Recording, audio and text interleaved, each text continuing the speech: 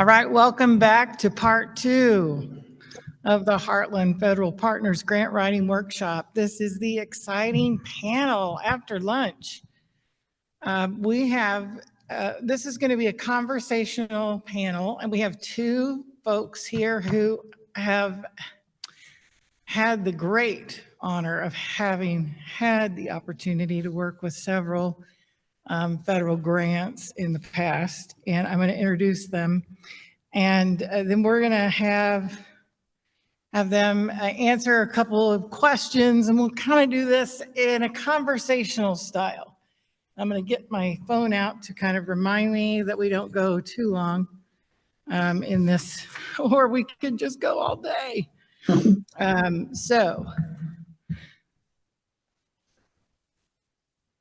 First, let me introduce Tom Jacobs from the Midwest. I want to say it's the Mid-America Regional Council, Mark, and Jenny Nethery from the city of Springfield.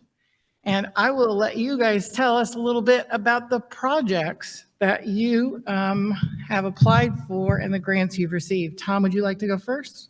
Yeah, it'd be my pleasure. So my name is Tom Jacobs. I work at Mid-America Regional Council, which is the regional planning organization for metropolitan Kansas City.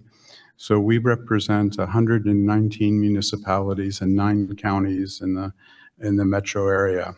And I'm in charge of the environmental work for MARC, the acronym for the agency. And the elevator speech, what we do is we work on cross-boundary problems that require collaborative approaches. So it's everything in the environmental space fits that. And I've been at MARC now for maybe 26, 27 years. So I've had the opportunity to work with EPA on many different kinds of grants. And so right now we've got a climate planning grant and an environmental justice cooperative agreement. And we have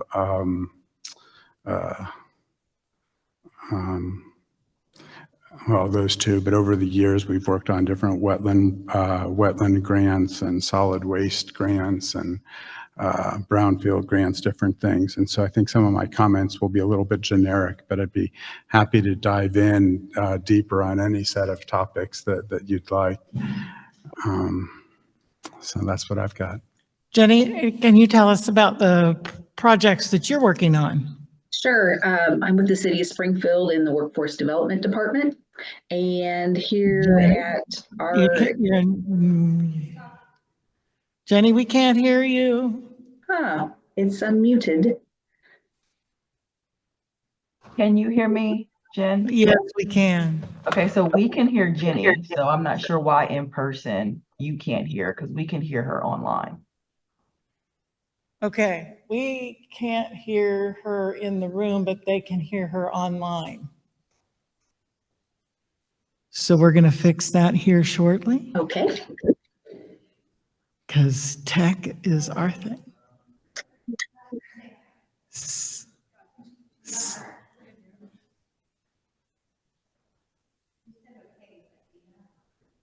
That was Dana that said okay.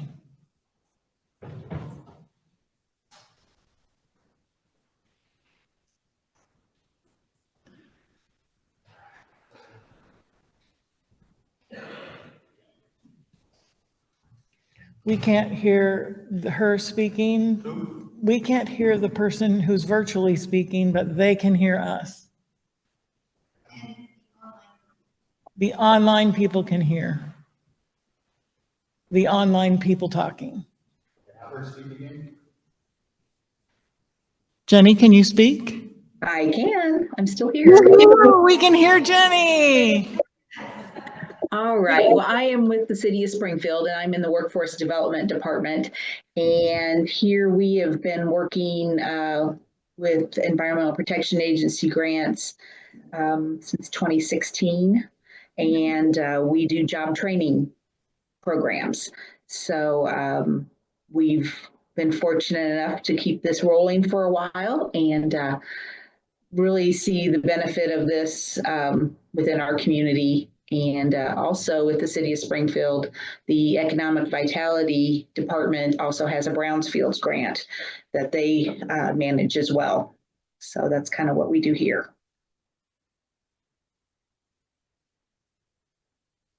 My first of the challenging questions. Can you tell us about the challenges and pitfalls related to applying for grants and possibly not getting a grant award the first go around? I'll start there. We also, just in grants in general, we also have other grants that our office manages. And we've been fortunate that we have not gotten a grant from the EPA, but we have not gotten grants in other areas. And I think my biggest tip would be to start early and go to all these things that are offered. There are lots of opportunities for people to, even if you aren't a grant recipient, that you can go to events like this and learn. You can go to conferences and learn from people that are already doing it. So take advantage of those. If maybe you didn't get a grant, find out what other people are doing. This is a very collaborative group, and there'll always be people that are willing to assist you. And one of the challenges, maybe another challenge would probably be, and it's not really a challenge, but it's just knowing, look at that RFP. It's all there. You just have to be able to methodically go through everything and check it off as you go. And it's tedious, but it's so worth it. So. Thank you, Jenny. Tom, how about, do you have some other insights or additional insights you'd like to share on the thoughts on challenges and pitfalls? Well, absolutely. Everything that Jenny said is right on. I couldn't agree more. When I think about writing grants, I kind of think about it as a multi-dimensional jigsaw puzzle.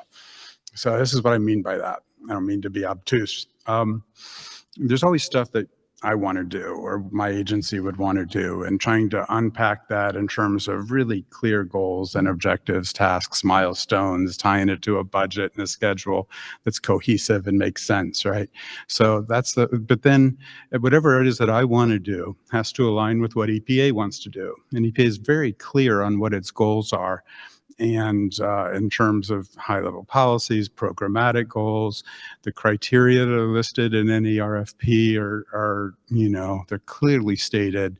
And so you have to write to that. I mean, at the end of the day, the last thing I do on any grant is I reread what I've done to see if I've answered the questions that would get me points for every criterion. It's just, they give you the rule book and you follow it. So there's that first kind of piece about matching up what I want to do and what the agency is trying to do. And then anything that I touch at my agency is always collaborative. So I've never once submitted a grant that didn't have multiple partners on it. Part of that's a function of the way my agency works. Each of you might be in different kinds of circumstances, but trying to pull partners together usually makes a project more powerful. But in this kind of jigsaw puzzle kind of metaphor, each of the partner agencies would in turn have in mind what they want to achieve, and it may be aligned with what you want or not, and so you're configuring a project that has coherence and strategy and that tells a story, and in a sense, a sort of threading a needle to try and make the case, right? And so the storytelling part is really important so that a reviewer can get a sense of where, what your problems are, where you're trying to go, and how the funding that you might ask for in a particular grant can help address, some part of that problem set. So, and it's impossible for any particular grant to, do everything you might want to do. So, being able to tell a larger narrative, talk about how what you do in this project would make progress, and maybe explain it within the context of some larger trajectory so that the reviewer has a sense of the story that you're telling and how they fit into it. That strikes me as really, really important. And so I'll follow up with the third question, which really leads into where you were going. Some key tips you learned when applying for a grant. You want to expand on any of what you started there, or go with some additional tips that you've learned You applying got it. for grants? Absolutely. So there's all kinds of tips, but I mean, each of us, we all write in our own ways and create our ideas and within our own processes. But the first thing is be really clear on what you want to do. And good writing is usually a reflection of good thinking. And so be clear on what your goals are and how you're going to be able to measure whether or not you're successful in dealing with and achieving those goals, what your process is to get through there. The clarity and I'd even say simplicity, although, we all are dealing in a very complex space, but to the extent that you can boil stuff down so it's, trackable, it's understandable, don't for a second think that even if you've got a relationship with, a program manager at EPA that's going to serve you on your application. It's not. The people who review probably don't know you. They probably don't know your agent, what your program is, your organization, your project. Even if you've spoken about it with other EPA staff or folks who are involved with EPA, EPA finds reviewers all over the place. Sometimes it's from the program area that you're applying to. Sometimes it's from other programs. Sometimes it's from your program area, but from a different region in the country. There's all these different permutations. So, when you're telling your story, make sure don't make any assumptions about what the reviewer does or doesn't know. That's really important. I always try and build relationships with EPA staff. They're, in my experience, incredibly accessible and helpful, and I like to bounce ideas off of them about what I'm trying to do. Of course, you want to do that not during the grant competition because then they can't talk.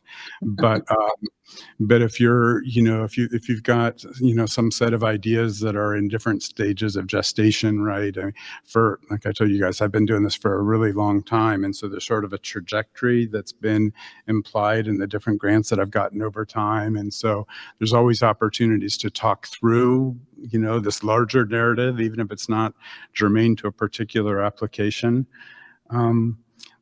EPA often or usually publishes other grants that have been successful in a given program, and tracking down the folks who are doing something like what you're doing and finding out what made them successful.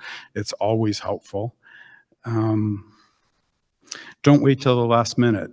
Jenny, that I am the king of procrastinators, and I've submitted more than my share of grants, that I wrote the night before. It's bad form. I mean, it's always better if you can get it done earlier, if you can get other eyes on your writing because you think it's perfect, but you're too close to it, and somebody who's never seen it before says, wait a second, this isn't lining up. So that's a really good thing. I'll stop there. Great. Jenny, how about you? Would you like to share some additional tips Right. that you've learned while applying? Yeah, Tom mentioned relationships, and I think that is huge. To have the relationships within your own community, who you're going to be serving, being able to have them decide or help you decide what you need, what the community needs. We see one side of it, and members in the community also see another side. So one of the things we've been fortunate with is having an advisory board. So that's one of the things that they do talk about in the RFP. And I think that's been really crucial for us to be able to keep moving forward every year with these grants. They come to us with new ideas, things that are changing in the workplace and the environment out there. So we've been able to be able to keep putting new things into the grants that we write based on what they are looking for. And just getting partner letters. That's from, community members that are going to step up and from businesses that are going to help us and other things like that. But those partner letters, those seem to always end up, you're scrambling at the end, it feels like, to get those in. And so that's one of the things that, we talked about, getting things done earlier. Because a lot of times they may have never done a partner letter before, and so they need a little hand holding sometimes. But I think that's been really important. And, Tom mentioned nailing down, kind of what you want to do and how that works with what EPA is wanting us to do. And so I think knowing, kind of sitting down and really tying into what kind of training, at least for us, what kind of training we're going to be providing. Because once you set that kind of drives everything else. And that's not something you can go back and change, but that's when you say that's what you're going to do, that's what you're going to do. So it's important to have that piece as a cornerstone.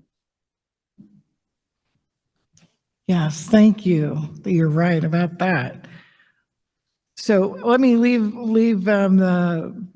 my fourth question, asking you if there's anything else you want to share about the application process that could benefit new applicants. Jenny, and this is the last question for you. I'm just thinking if there's anything else that you want to share that could benefit. It's interesting. When I got asked to do this, I went back and reread some of the RFPs and some of our proposals before I was here.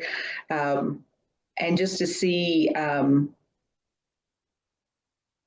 it's changed, how the RFPs have changed. I think that having as many eyes on this as you can will allow people to, bring their different perspectives, even within your organization that, you may be a part of. I wouldn't want to do it by myself. So I like to get other perspectives and other ideas. And I think it helps build a fuller proposal and be able to get that many more people involved and have ownership in it. Thank you. Tom, how about you? Any? Let's see, I got a couple other notes of things I might share. Oddly, in my life, I spend a no small amount of time reviewing grants as well as applying for grants. We all wear different hats in different circumstances. And so I was trying to put on the grant reviewer hat. And one of the questions that comes up often is, all right, well, the first question is the but-for question, which is what would happen but for EPA providing funding for this grant? Would you be able to do it anyway? If the answer is yes, they probably don't want to fund you, right? How is the agency support going to enable you to do something to meet a need in a way that is clear, it's it's understandable, and wouldn't happen without the grant? I mean, that's sort of the highest level question. Another one that comes up a lot is, the project sustainability. And that could be, I'm not talking about triple bottom line stuff. I'm talking about what's the institution or the organization supplying, what's the trajectory, what's the story, what are you going to be positioned to do once the grant ends? Is there a plan in place to carry forward on whatever was learned or carried out during the term of the grant so that, the benefits continue to accrue over a longer time period? Being serious about that is important, because if you've got the best idea in the world, but the project dies, after 3 years, then kind of what's the point, really? Another one that's always in there, EPA's always got a section for past experience and technical capabilities. So being able to describe why you're the one to do what you're proposing to do is important. And it's, one of the things is, as putting on my reviewer hat, if somebody's trying to bluff or just use fluffy language, I could pick other words. I mean, any reviewer reads right through that in just a second. And so I'd be real, but be specific, be clear, let data, support, you provide evidence for what you're saying. And, too many adjectives probably don't help your case in a lot of instances.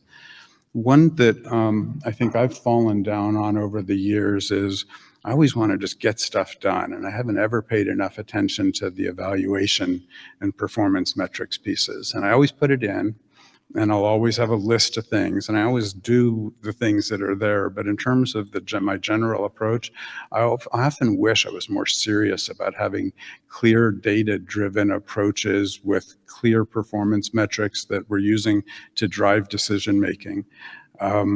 Instead, my approach is oftentimes emphasizes more the collaborative, consensus building aspect that's informed by the data, but might be driven by other kind of contextual variables. And trying to think through how far you want to go down that. It's worth the time. It's expensive. It's time consuming. Buying data, no matter how you get it in a project, it's expensive, but trying to figure out how you use that in your decision making and implementation activities, I think, is really important. And then in the last one, in this world, it feels like kind of at a very high level. Our world's in a little bit of an inflection point in so many different ways, right?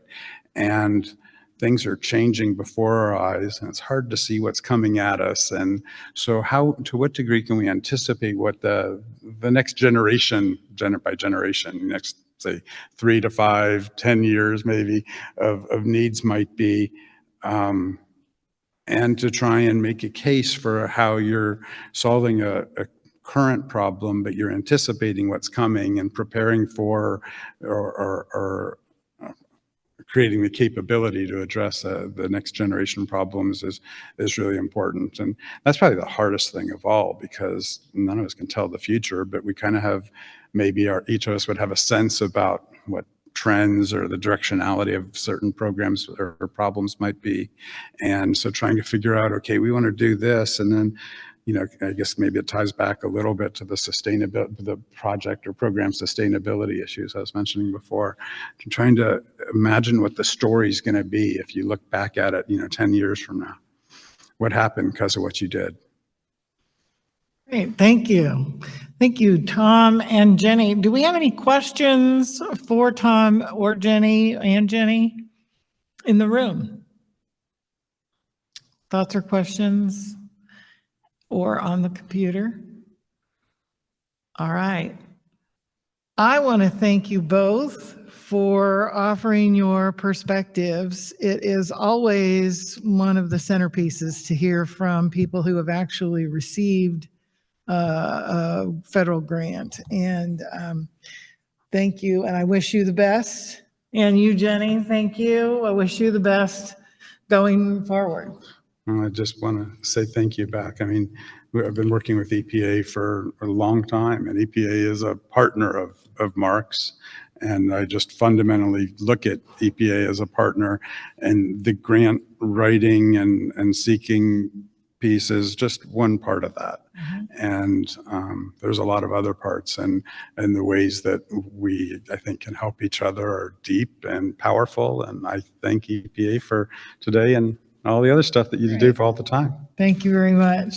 Right. Thank you. Appreciate the opportunity to talk to everyone. Thank you. All right.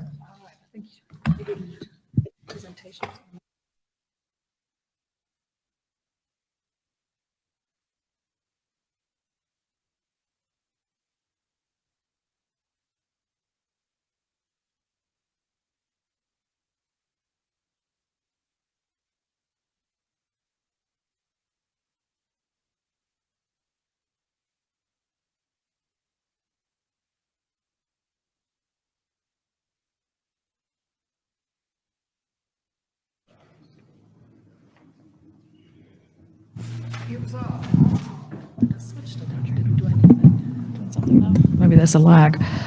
All right, so while we're waiting to get the next presentation pulled up, what we have in front of you now is it's a whirlwind tour of grants available, not maybe now, but in general available from EPA and other federal partners. So we have several speakers. I think last time I counted there were 8. So consider this like a teaser from every program that we'll be presenting. This afternoon, later on, there will be time for more in-depth questions and discussions, especially for the people here in the room, but also online, because we will be taking questions, obviously, and concerns and comments from them as well. So the first speaker, and Jennifer is pulling up the PowerPoint, will be, let me see if I do this right. Yes, Greg Cotter. He is here from the regional office, Region 7 EPA, and Greg is an environmental protection specialist in the Division of Environmental Justice, Community Engagement, and Environmental Review. Did I do that right? Yeah, I know. Okay. So, and Greg will be speaking about Environmental education. the environmental education grants. Okay, I'm going to hand the mic over already. Do we have the slides queued up? Sweet.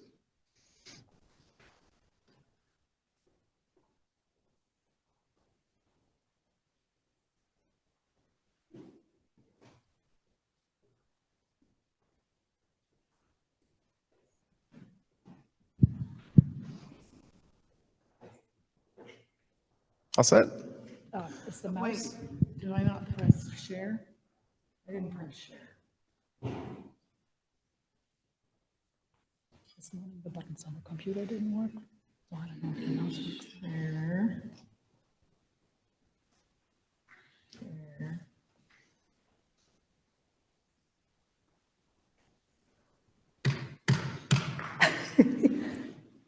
Try the mouse. Maybe that's hooked up and that's why. I think it's going great. Okay. I just want to go there, that window there. That's why I Go hate to pens. that window. Just click on the outside. Just click on the actual PowerPoint.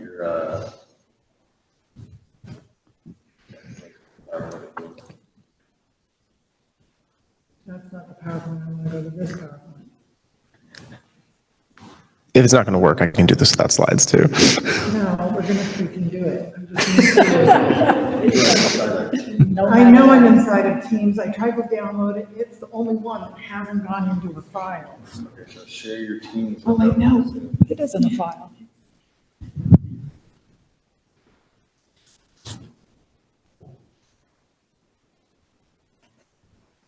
I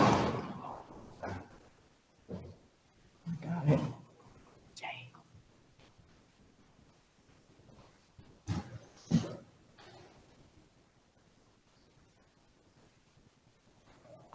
Okay, now I'm here. I'm in Teams. I'm not in Teams anymore. It still won't let me be in Zoom. Why won't it let me be in freaking Zoom?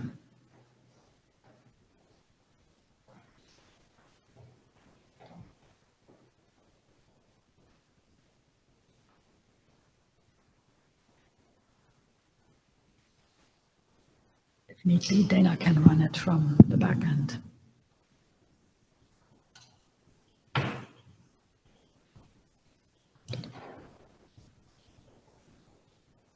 Okay, I got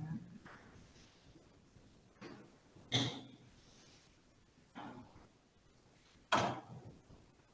I think you got it.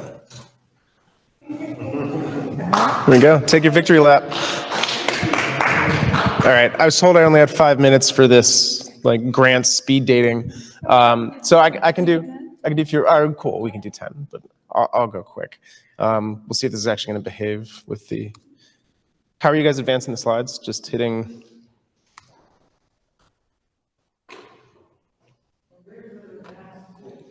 There we go. Okay. Cool. All right. Well, hi, everyone. My name's Greg Cotter. I'm a project officer in both our environmental education and our environmental justice division. I come to EPA from the classroom. I was a high school teacher before I came here. So I'm going to talk about our environmental education grant program. So the first thing to cover is, why does the EPA have an environmental education grants program? If the mission of EPA is to protect human health and the environment, why are we pushing money into classrooms? And the operative word here on this very text-heavy slide is stewardship. How can we encourage environmental stewardship in young children? And all of us know educators in our lives, and those educators have really great ideas that they just don't have the funding for. And so this is a way to take those crazy cocktail napkin ideas that our educators have and turn that into actual change in a classroom. And it's not just classrooms. We work with nonprofits and colleges and universities and our tribal nations, but the operative term here is stewardship. Now, the environmental education grants can be a little bit different than our regular environmental justice grants, and so I'm going to cover some of the differences here because they can become a little complicated. So last year, this is just a snapshot of how things were last year. We are forecasting a similar funding opportunity for this year. We don't have that funding opportunity yet, but this is what it looked like last year, and in all probability, it's what it'll look like this year. So there was about $3,600,000 available. We were aiming for between 3 to 5 grants for our region. The ceiling and floor for the environmental education grants are between $50,000 and $100,000. And if you're used to grants, doesn't seem like that much, but it can cause real substantive change in classrooms. And the proposal must include an education priority and environmental. We'll dive into those a little bit more here in a second, talk about how that works. So who gets to apply for our environmental education grants? First is local education agencies. Now, OPEEE at headquarters has kind of defined this to mean that school districts can apply for our education grants. Individual schools or teachers cannot. So if you do know an educator who has a really great idea and they just need the funding for it, that educator can apply for it. However, their district can. So encourage districts to do the applying. State and local education or environmental agencies, nonprofits, of course, tribal organizations, and yeah. So what does it take? So what makes the education grants a little bit different than other EPA grants? We've discussed that the floor is $50,000, the ceiling is $100,000. There is a requirement that the budget include a 25% non-federal match. So if it's an education grant and they're asking for $100,000 to do their project, the budget would be $125,000. There needs to be a 25% match from the grantee. There also is a requirement for subawards. So 25% of all EPA funds needs to be in the form of subawards. Of $5,000 or less. Usually what this ends up looking like is 5 subawards of $5,000. The why here is that a lot of times it's smaller organizations that don't have the capacity or really the interest in applying for an education grant. This ensures that your federal dollars that are going to education programs aren't just ending up at one place. They're moving down and helping smaller organizations as well. So that's where the education grants can be more, unique in that there's a match requirement and a sub-grant requirement. The proposal must also include an education and environmental priority, and we'll talk about what those look like here in a second as well. So the environmental priority is the easy part. So what is this project going to do to improve the environment? So is it going to address climate change and improve air quality, ensure clean and safe drinking water, or cleaning up communities by revitalizing land and preventing contamination? That's the easy part. The more interesting part is the education priority. So what is this grant going to do to actually improve environmental education? It can be a community project, and that can be large scale or small.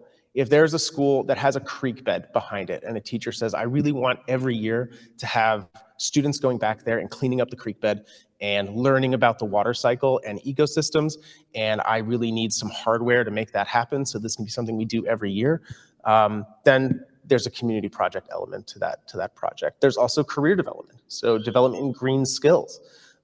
Most high schools in the Midwest have an auto tech shop where they're teaching kids how to be mechanics. Building green careers means also building curriculum to help students enter a workforce in new green careers. Environmental education capacity building is kind of what we just talked about. The building internal capacity for teaching environmental education. That can also mean building curriculum. Environmental justice, my brilliant colleague is going to speak after me about environmental justice. You'll hear from Lauren Joyner, so she'll speak more on that. And new last year was Indigenous knowledge. So is this project implementing or keeping alive Indigenous knowledge and helping students access that? And I think that really speaks to what we spoke to a minute ago, which was stewardship. So the environmental education program is about stewardship, and the Indigenous knowledge piece, I think, is an important part of that. Again, my colleague will speak about environmental justice and Justice 40.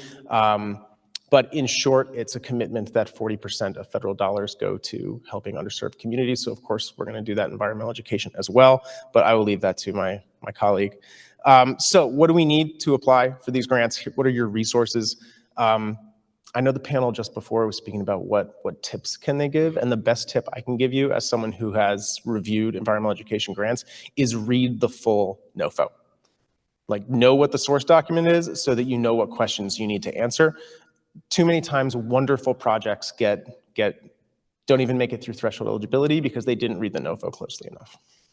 The best tool we have, though, is a EE grants calculator, which is at epa.gov, and it'll help you build your budget. So that's phenomenal as well, because that can trip people up. More tips for applying: check your math, use the grants calculator. Ask questions when you can. The project narrative is important because it tells your reviewer what you're trying to accomplish. Don't get too bogged down in the numbers. Like, use a narrative, tell your story. What do you want to accomplish? Yeah, it was speed dating, so that was quick. What questions do we have? No?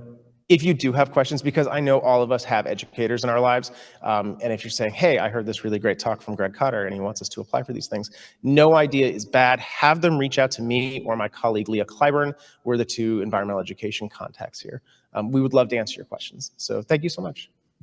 Yes, ma'am. Can I use that calculator that you were talking about for other kinds of grants? It's a good question. I should look up the answer to that. I'll get back to you. I think so. I don't see why not. You ask good questions. We do have a question online. They want to know, Emily Perry asks, can you explain subawards? Yes. So let me go back here.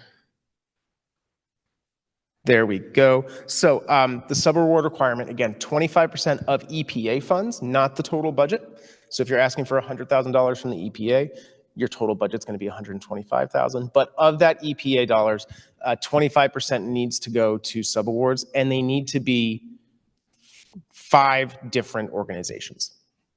I saw one come through that didn't make it because they said, well, we just want to give the total subaward to one organization, and then they'll figure out how we push that money down to smaller groups. 5 subawards of $5,000 or fewer.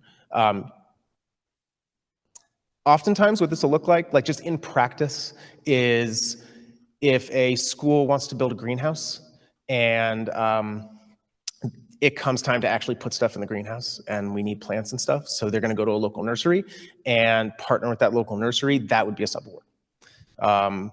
If there's cooperation between the two, it's not just buying stuff. Did we have a question here?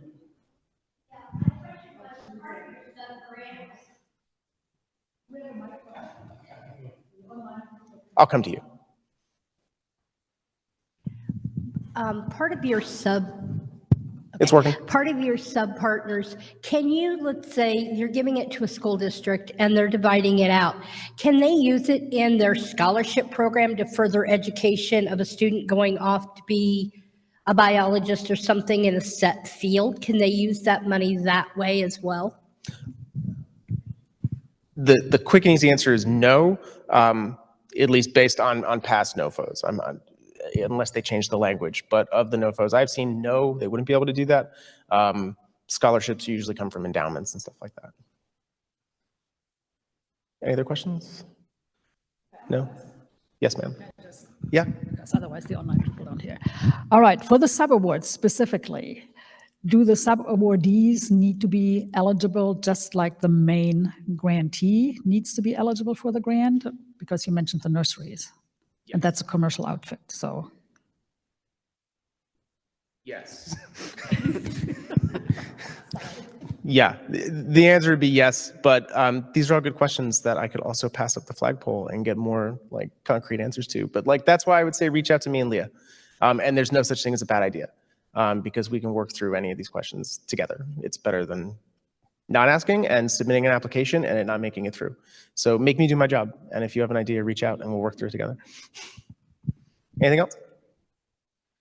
No? I'm gonna just go to that last slide because there's our names. Write our names down. Leah Clyburn and Greg Cotter here at Region 7. We can answer anything you want to know. Cool. All right. Thanks so much, everybody. All right, thank you. All right, Jennifer, you want to go next then? Maybe she doesn't want to, but she gets to go. Oh, good. And make it just Do that? disappear. Live. Before we do that, there was one more question. So a district can be a subawardee, but not a classroom. You have to come over here and answer on the mic. The answer was yes. Yes. Individual classrooms, no. Or individual teachers. Okay. Individual classrooms, no. Individual teachers, no. But a district, yes.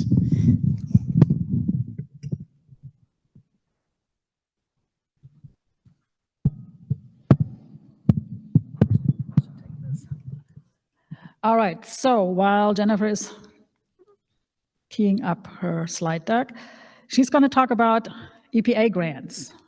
We'll see if she can do this in 10 minutes because there are so many brownfields grants, brownfield specific grants. That's what she will be talking about. So, what you using? Slide them. I'm fine. Okay, do you want this here or there? Matter? Yeah, up there's good because I talk Yeah. loud.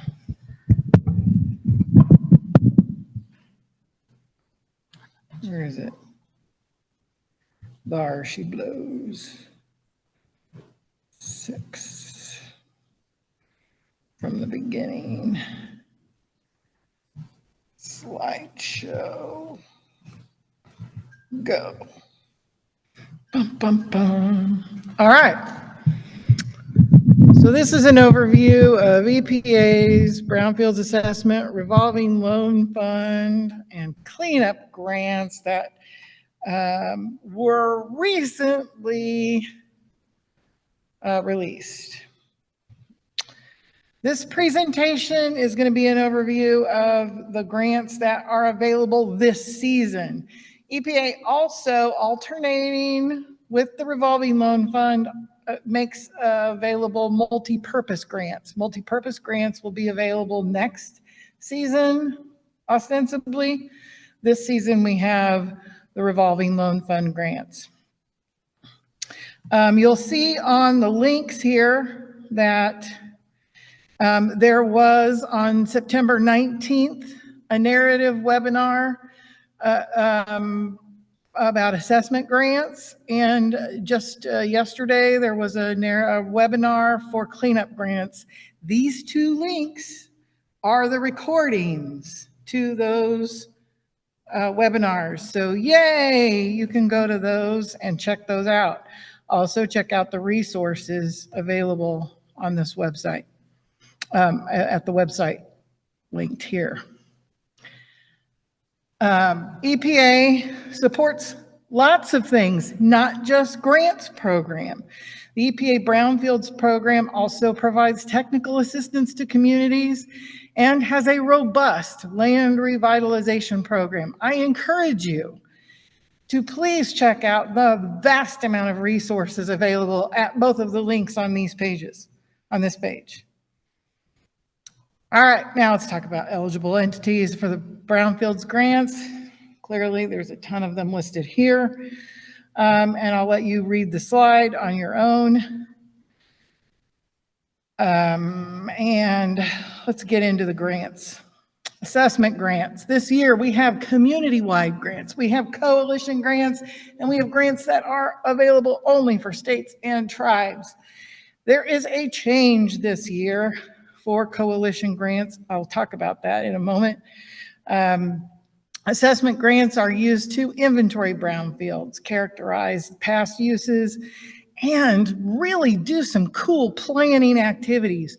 Go on those links that I showed you earlier, that land revitalization website, and check out the other resources on the previous pages to learn about all the really cool planning work that you can do. There's like 10 different pages of planning activities you can do as part of an assessment grant, and also do community involvement. Community-wide grants are up to $500,000 for 4 years. The coalition grants, the things that are marked in orange, are changes this year. And I think it's really important to notice what we have noted about non-lead members this year. You have to have 2, but not more than 4 eligible entities. And it is not necessary that the non-lead member be a not-for-profit entity this year. Last year, it was a requirement that the non-lead entity was a not-for-profit. This time, it is not a requirement, but it is important that the non-lead member not be already a recipient of a grant, because the whole purpose of a coalition is to say the coalition exists to help other participants gain access to the assessment grant, the assessment dollars to which they would not normally have the capacity to access on their own. Often these are regional planning commissions or counties or coalitions of cities working together that combine their resources to access these resources. And here's basically, I'm just repeating myself, key features of what the assessment coalition is. The other thing to point out, $1.2 million. Big grant money for the coalitions. It's a good idea. You have to identify a target area for each member in the coalition with a minimum of 2 sites in each member's geographic boundary. That doesn't mean that's all you're doing, obviously, for $1.2 million, but that's what you're doing to get in the door, right? You also need to then have a plan for what else you're going to do with the funds. The community-wide assessment grants for states and tribes are for $2 million for states and tribes. I'm jumping over that to cleanup grants. The cleanup grants are extra special for the next 2 years, this year and next year. Why? Because we're still in I keep calling it the Brownfields Investment Plan, but it's a bipartisan infrastructure law. Allows us to not have the cost share for cleanup grants. No cost share. That means it's 100% for you. Yay. So now's the time to apply for cleanup grants. And not only that, we have three different buckets that you can apply to. So you're not competing with your $500,000 cleanup grant against somebody for a $2 million cleanup. You're like competing against like in that cleanup competition, right? So these are the ranges that you can compete in the cleanup: $500,000, $2 million, and $4 million, with project periods up to 4 years. It's important to note, to get a cleanup grant, There are some very specific requirements that you must meet before you have your application turned in. You have to own the property. You have to have had a community meeting. You have to have had it assessed sufficient for the state to come in. The state letter isn't just going to say, hey, we think it's a good idea. The state has to say, hey, we think you've assessed it well enough that we're willing to agree that you're ready for a cleanup. It's a little bit more than a, hey, we're supportive letter. So make sure that you get the letter that you need from the state in time. Other way. And then the revolving loan fund grants. The revolving loan fund is a program. It is a program that capitalizes a cleanup program that allows you, the recipient, to make loans and subgrants to eligible entities to then carry out cleanups at eligible brownfield sites.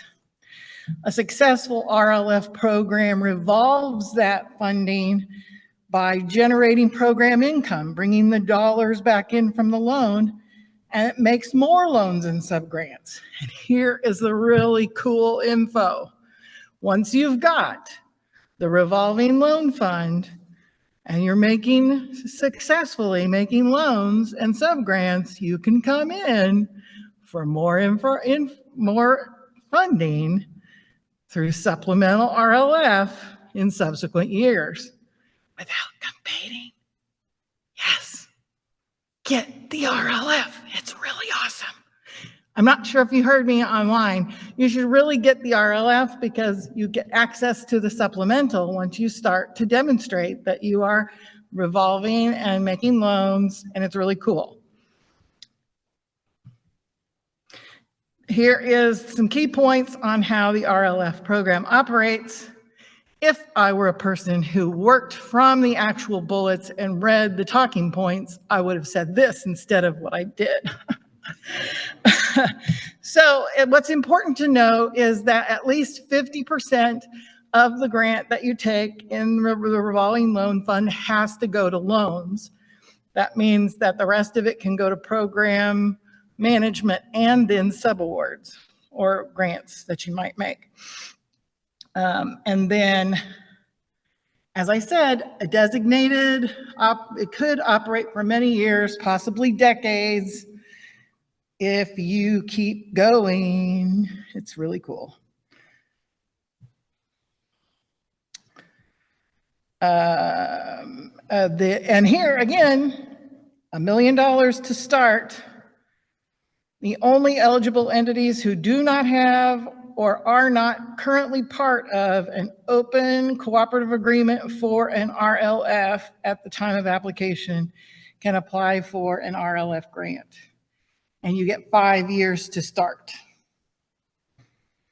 So here is some more information. I told you about those webinars that you've missed. Oh no! But you got to see, you've got the recordings from the 19th and the 24th, so you can still see them. But wait, there's more, because Region 7 will not leave you hanging. No, we won't, because on September 30th, October 4th, October 9th, and October 15th, we're going to have some Q&A Teams webinars. And I've got the links right here, clickable in this presentation. And here are the topics that we'll be covering on those dates here in the presentation. So mark those dates down if there's something you're interested in, and be sure to plan for it. Now, as Greg mentioned, and actually, I believe our first speaker mentioned, all of the RFAs and NOFOs have the designated contacts in them. And indeed, the designated contact for Region 7 is in all of the, is in the RFA. So I'm attaching here who our designated contact is. That's Tara Vaughn. And here she is listed for community-wide coalition in states and tribes. Tara Vaughn is also our contact for cleanup. And Tara Vaughn is also our contact for RLF. So who is our contact in Region 7? Everybody with me? It's Tara Vaughn, that's right. So if you've got questions about the competition, Tara Vaughn is our contact in Region 7, and you have the headquarters contact with the headquarters email. We really want to make sure that if we're getting questions, we're sending them to one place so that everybody gets the same answer. And then just to tease you for what's coming up, of course, we all know that K-State Tab is our technical assistance provider, and they'll be talking to us a little bit later. So yay, K-State Tab. Questions? Does anybody have any questions? I bet you were surprised that I did that in 10 minutes. Questions about the brownfields? This was an overview, and we will have time in the Q&A afterwards and resources to talk about that later, but I'm happy to take any questions.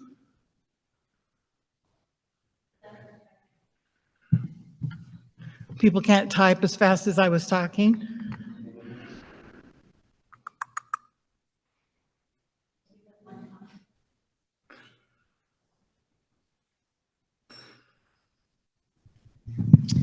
There was one comment that I wanted to share with everybody, and that was from, and if I slaughter your name, I apologize, Raman Burrell.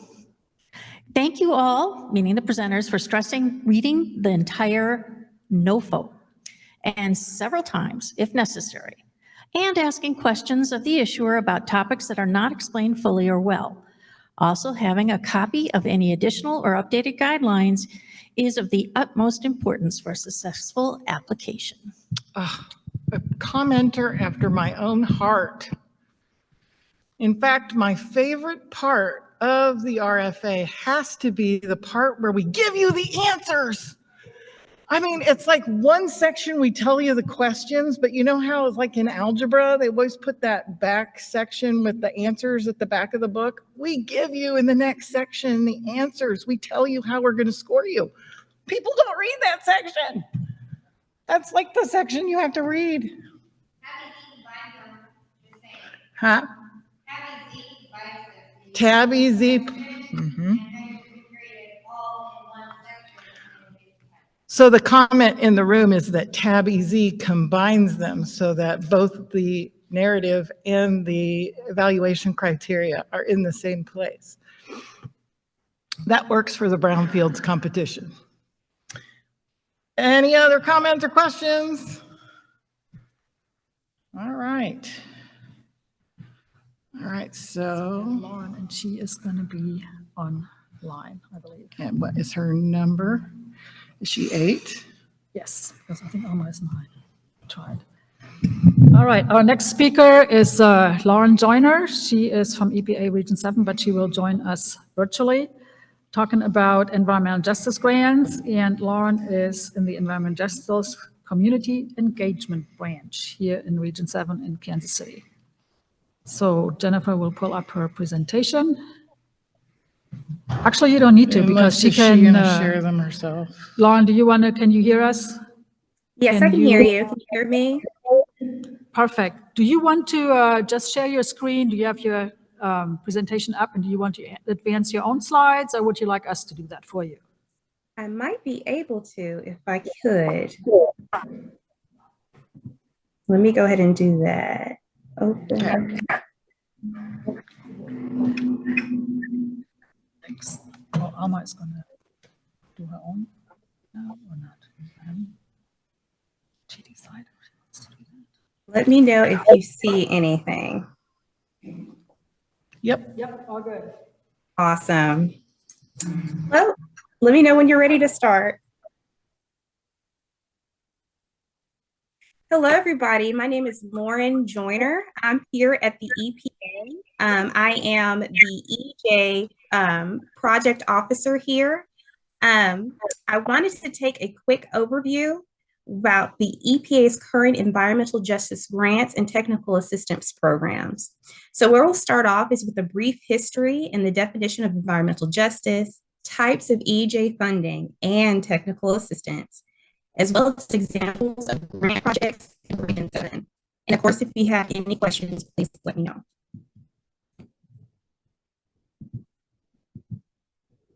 So what is environmental justice? As I'm sure many of you know, environmental justice means the just treatment and meaningful engagement of all people, regardless of income, race, color, national origin, tribal affiliation, or disability, engaging in decision-making and other activities that affect human health and environment so that people are fully protected from disproportionate and adverse human health and environmental effects. This is including risk and hazards, and also to have equitable access to healthy and sustainable and resilient environments in which we live, play, work, grow, worship, and engage in cultural and subsistence practices. So these are very important. If you don't know, I encourage all of you to look into these executive orders. All 5 of these are milestones. I will say that the primary focus of this slide is Justice 40. If you don't know, Justice 40 is something that was implemented fairly recently, and the goal is to overall benefit certain federal investment flows to disadvantaged communities. And what this means is that there's tons and tons of money available to these communities and to these organizations in support of this work.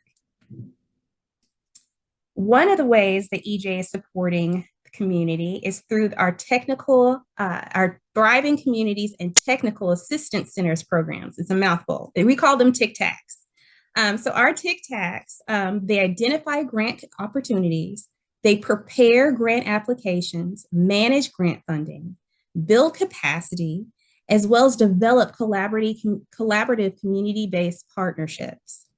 This is funded through this Justice 40 movement, and I will tell you that this is one of your best resources. They will help guide you through the entire grant process. Our Region 7, so there are 11 of them. Ours is at the Heartland Environmental Justice Center. So I want you to jot down this information. These are your resources. They're available through phone, email, and the purpose is to provide training and technical assistance to build capacity for navigating, these are your navigators, through the application system to help you build a strong grant proposal and to effectively manage grant funding so you don't have any hiccups throughout the process. And if you do, they will help answer your questions. So a little background about it. It's the Thriving Communities Grant Maker Program. So I'm not sure if any of you guys heard of this, but this is a one-of-a-kind opportunity. It's never happened before. Grant Maker is a pass-through funder that is nationwide and will provide sub-grants to community-based nonprofits and similar entities for assessment, planning, and project development work. So this, again, has never been done before. This is to alleviate burden.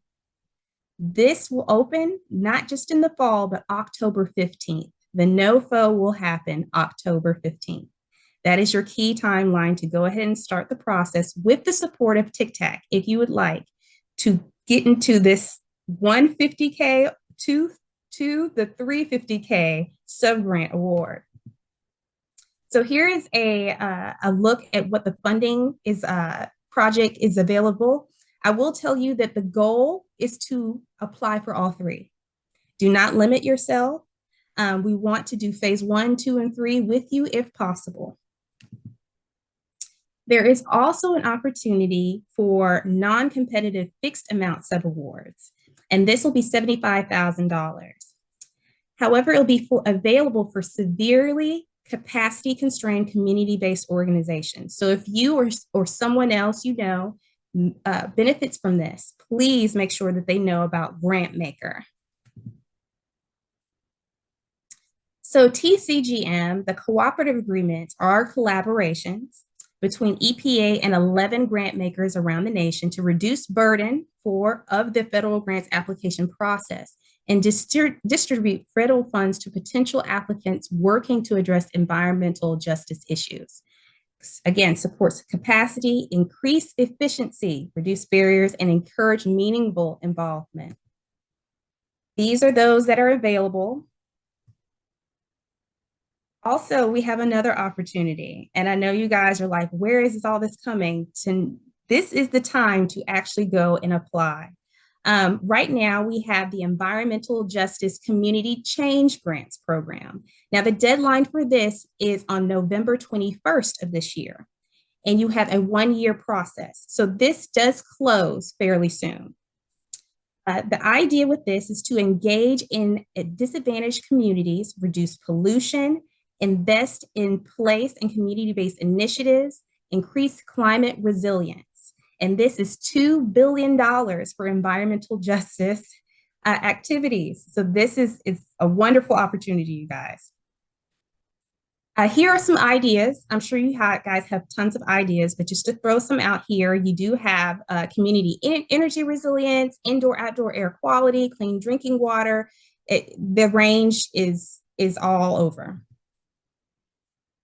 So those are our two major grant opportunities that are coming up and as well closing down soon, but the window is open. So again, I want to tell you guys that you can always contact us. I am in charge of the Community Digest, where we send out information that is up to date about funding, webinars, events, trainings, you name it. This site also has opportunities for you to engage with us and let us know what's happening in your community, to share. So please jot down this email, reach out to me about any ideas, questions, or concerns. And of course, if you have any questions, please let me know.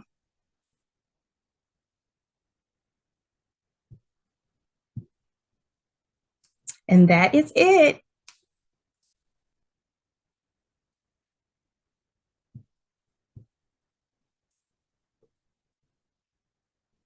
Does anybody have any questions for me? I am pretty fluent in Grant Maker.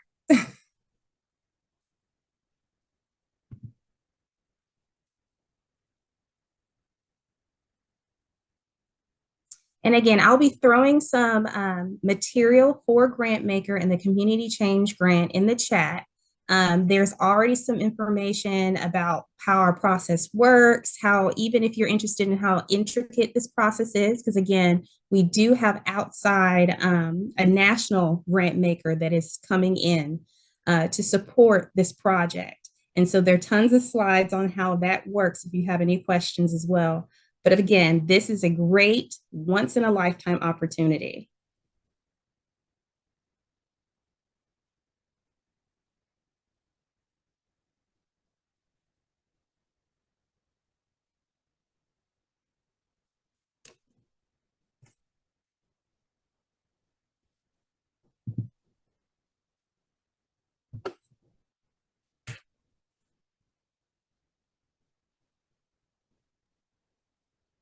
If the people in person are talking, you need to unmute the audio connection in person.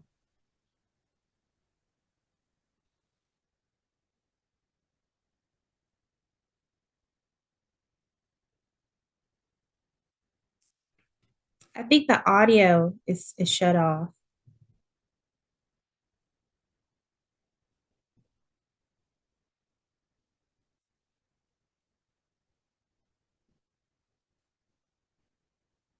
I think Tab muted. There we go.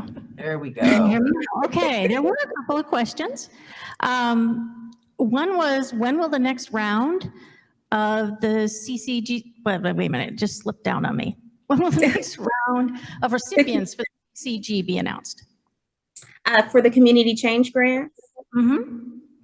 Okay, so Community Change Grants will close after 11/21/24. That is the close date for the Community Change Grant. So it is coming pretty fast. I do not know of another opportunity. However, that is a good question. I will say Grant Maker is rolling. So you have upwards of 3 years.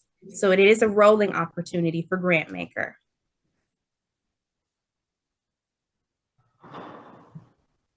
Any other questions? Looks like there might be another one. No questions in the room, no questions online? 1, 2, and 3, and no. All right, thank you, Lauren. Great job. Awesome. Thank you. Thanks. All right, up next, we have Alma Moreno-Lam. She is here from Region 7. She is the job training coordinator and the project manager here in Region 7, and she will share her screen. Right, Alma? Yes, I will. Okay, there she is. You ready for me? Yep, whenever you want to start. All right.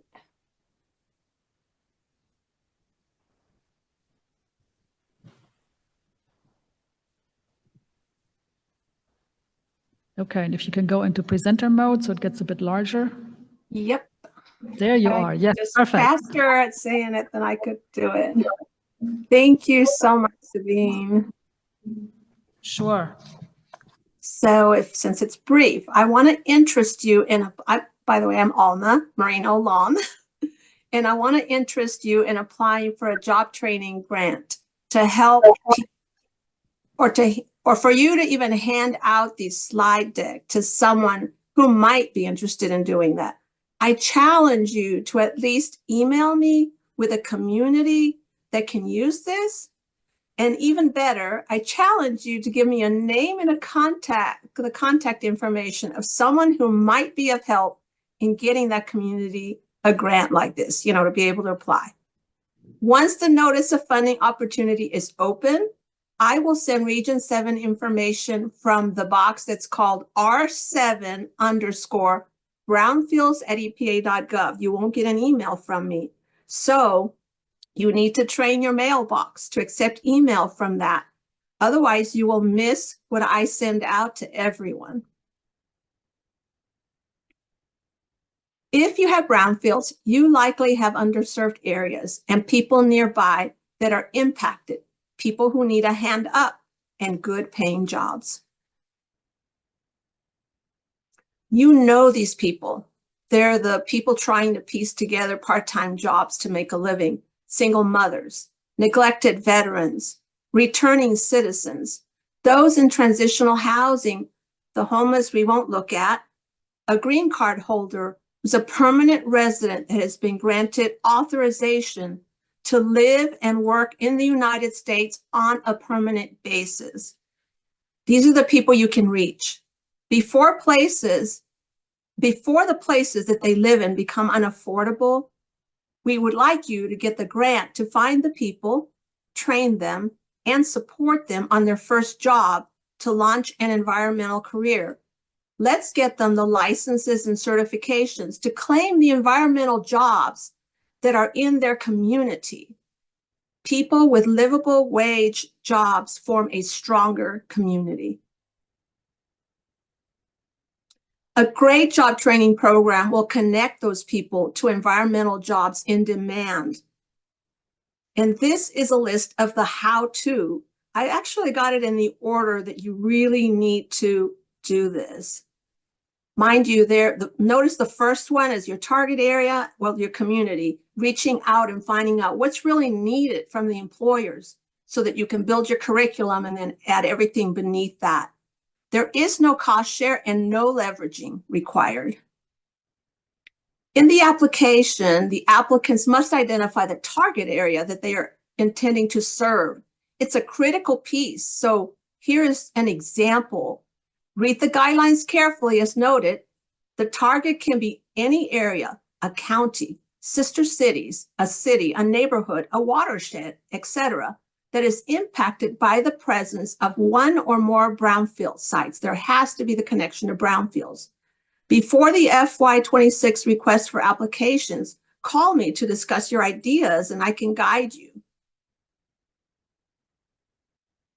It takes a network to be successful.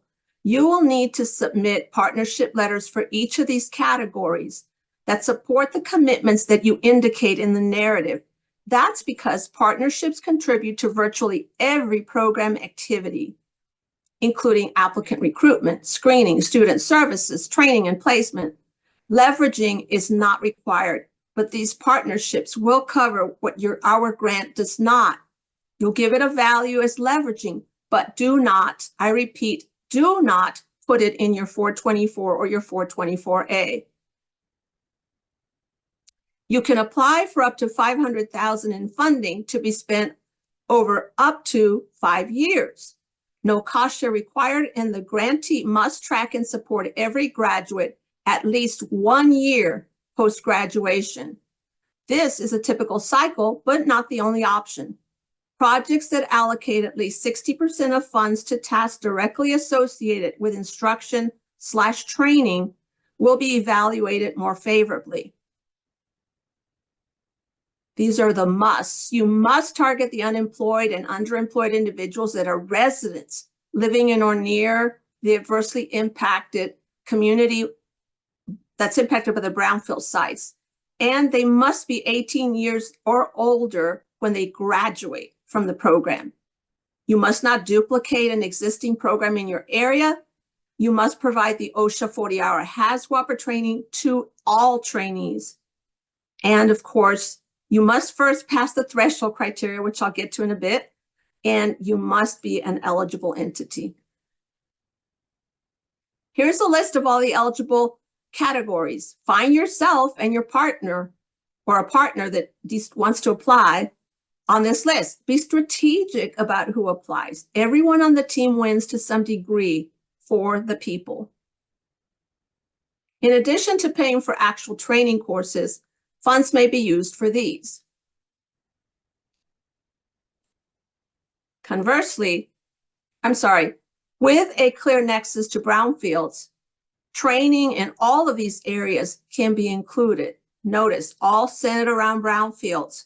Read the RFA carefully because it can change.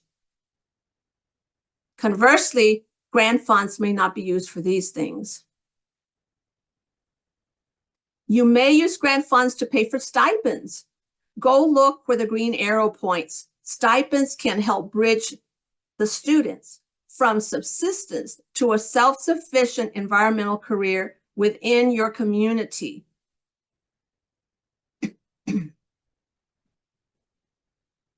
You know the typical first job obstacle of experience necessary. Find employers willing to give your graduates a chance. Incentivize employers with registered apprenticeships and associated pre-apprenticeships, internships, and on-the-job training. This grant allows for that. Here are the important links to information that you will need and want. The Brownfields website has been revamped, particularly items for job training. So please use that first link to navigate to the job training valuable resources. Our websites are difficult to navigate as designed today. I'm qualifying that because it changes. Here are step-by-step instructions I recommend to guide you. If you do not do anything beyond on any of these slides, this is your most important slide to access information. Rather than trying to walk you through, since I don't have enough time, I literally wrote down step-by-step instructions. And this website right here is where everything you really want is sitting. So please use those instructions. I will flip through the next 10 slides quickly, simply handing you these important points and resources in helping you write so you can get started. Note slide 21 with the fabulous KSU JT tab contacts that are good until September 30th of this year, and slide 22 with new contacts that start October 1. I will get to those in a minute. Here's the typical grant competition timeline. You might only get 60 days to submit. So I suggest you start preparing now. If you plan to apply, even considering whether to apply, start by contacting me now to discuss developing your program before the RFA is released or the upcoming. I can visit with you and your partners in your community. Yes, I've even held those meetings on Saturday because we're here to serve you. And that's when the partners were able to get together.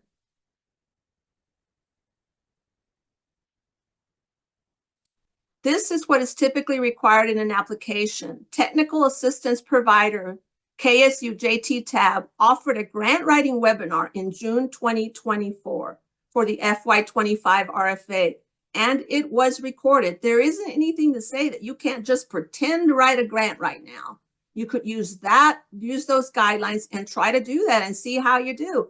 Submit it for review with some input that's coming up for a resource. I'll show you here in a minute. I'm getting ahead of myself. I can discuss and review your threshold write-up any day, any work day, even while the RFA is open. Your application must pass threshold first, or your narrative will not be reviewed and evaluated. And by the way, if I do review it, you don't need to say that in there. You still need to provide that in the RFA application. Here are your preparation steps.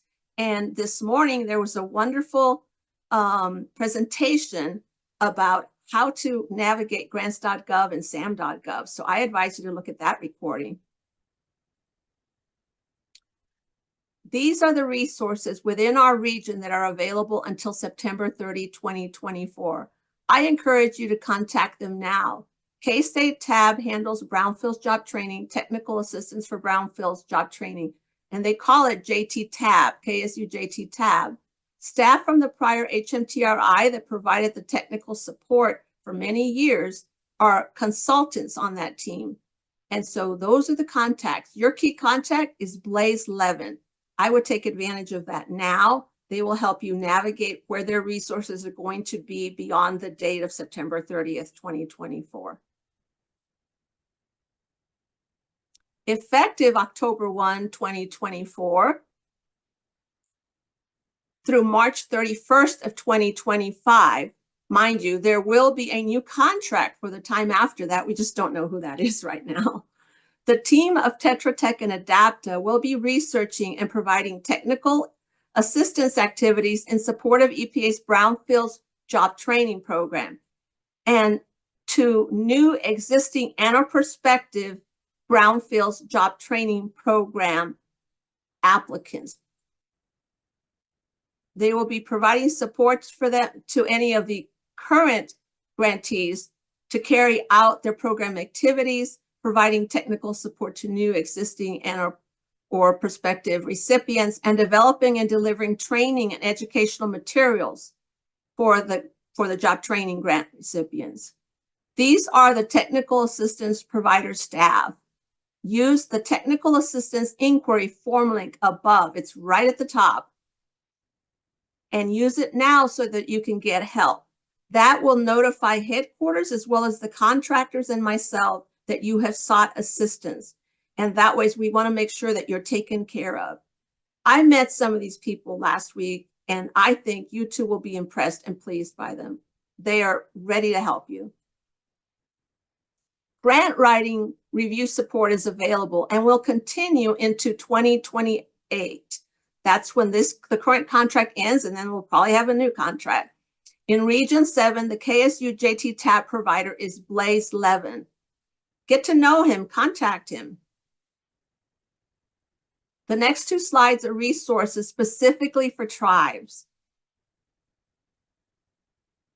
The Brownfields Tribal tab, which is that last link on this page, is a great resource. So use it. Here are the Region 7 contacts. And I want to say, historically in Region 7, when the RFA is not open, EJ and Brownfields have worked together to help prospective applicants pull an effective EJ screen report for their area. It's something that is designed for you, and we are your public servants 365 days a year.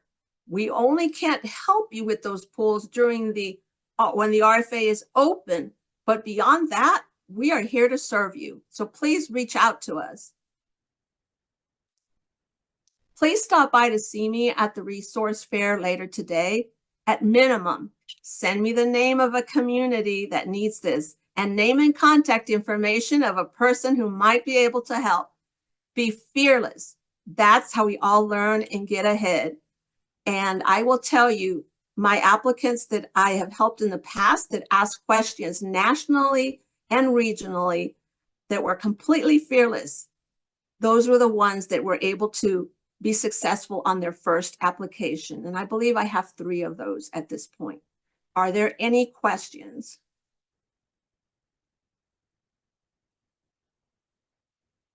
I can't hear you all. In person, we'll have to unmute the audio connection.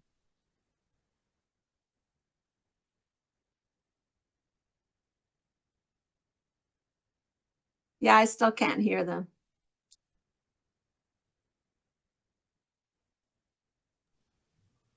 Oh, okay. Any questions? Asking for the last time? Okay. Who's next one? For your contact information. It's on, there's my phone number. Okay. And the email address is on a previous slide. I'm trying to find it. Right there. Remember the bunny.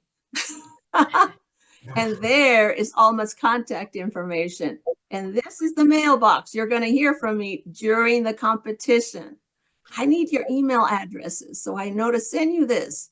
So if you're at all interested, reach out to me. Honestly, I am here to help you, and you'll later get my personal cell once we start working together. All right. Thanks a lot, Alma. If you can stop sharing your screen, and then we'll get ready for the next speaker here. Yes, let me close this out and get back. Wait, I need to go full screen. Alma is That's how I doing can that, stop. and I'm not Joyce sure I know how to stop it. Is it stopped now? Just do, there you go. That's all good. Great. Good. Thank Thanks you. again. All right, our next speaker, and she was on this morning already, is Jo Miller. She is with the Office of Lead Hazard Control and Healthy Homes with the U.S. Department of Housing and Urban Development, short HUD. I didn't really speak in the mic. Did that come over? Okay, cool. All right, here's Jo. There you go. There we go. That'll go away. Go away. That's annoying, isn't it? There you go. Thank you. All right. Yes, I'm Jo Miller with the Office of Lead Hazard Control and Healthy Homes. And I'm going to be going through a few of the grants for the Office of Lead Hazard Control and Healthy Homes specifically. HUD does have other grants, of course, for environmental justice and for grants that would definitely partner with these other EPA grants. If you do have questions about those, please let me know and you can reach out to me. If I can't answer the questions, I can definitely find the person who can. Right now, I'm going to go through the Healthy Homes grants. So just to give you a little bit of a background, HUD is advancing sustainable communities by strengthening climate resilience, energy efficiency, and promoting environmental justice and recognizing housing's role as essential to health. So how is HUD pursuing environmental justice, reducing exposure to health risks, environmental hazards, substandard housing, especially in low-income households and communities of color?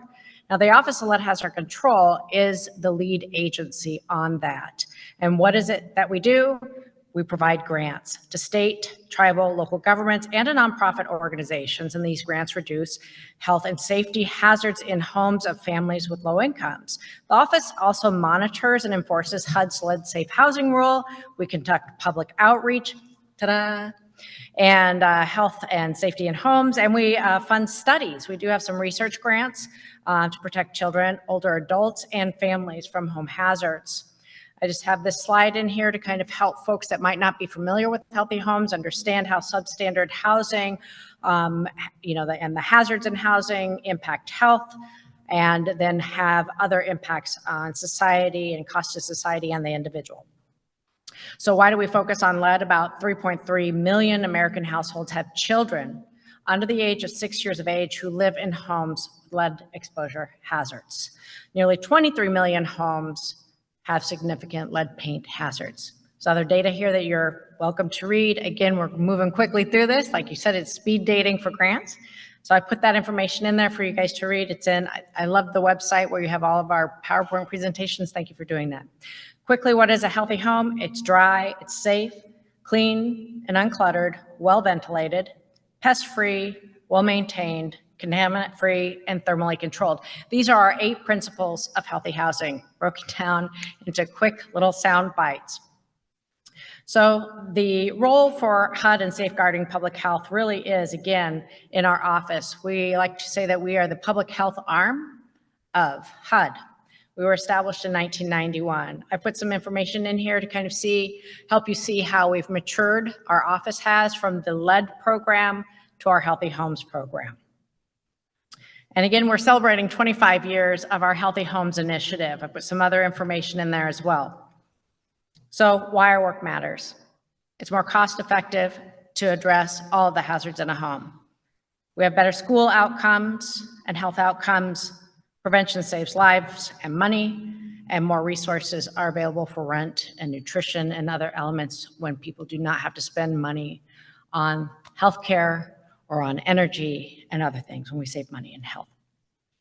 Somebody asked about some data about lead, and I mentioned that we did have the link to the American Healthy Homes Survey, the latest update. I was wrong, it was posted in 2021.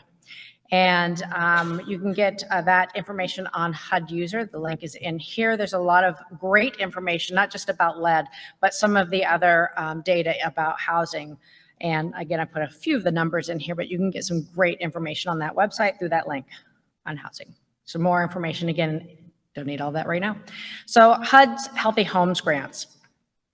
So what can we do with these grants? You can address home health and safety hazards, improve indoor air quality and reduce asthma triggers, improve health and education outcomes, advance affordable housing, support rental code enforcement. We're seeing a lot of that across the nation, and we like seeing that across the nation.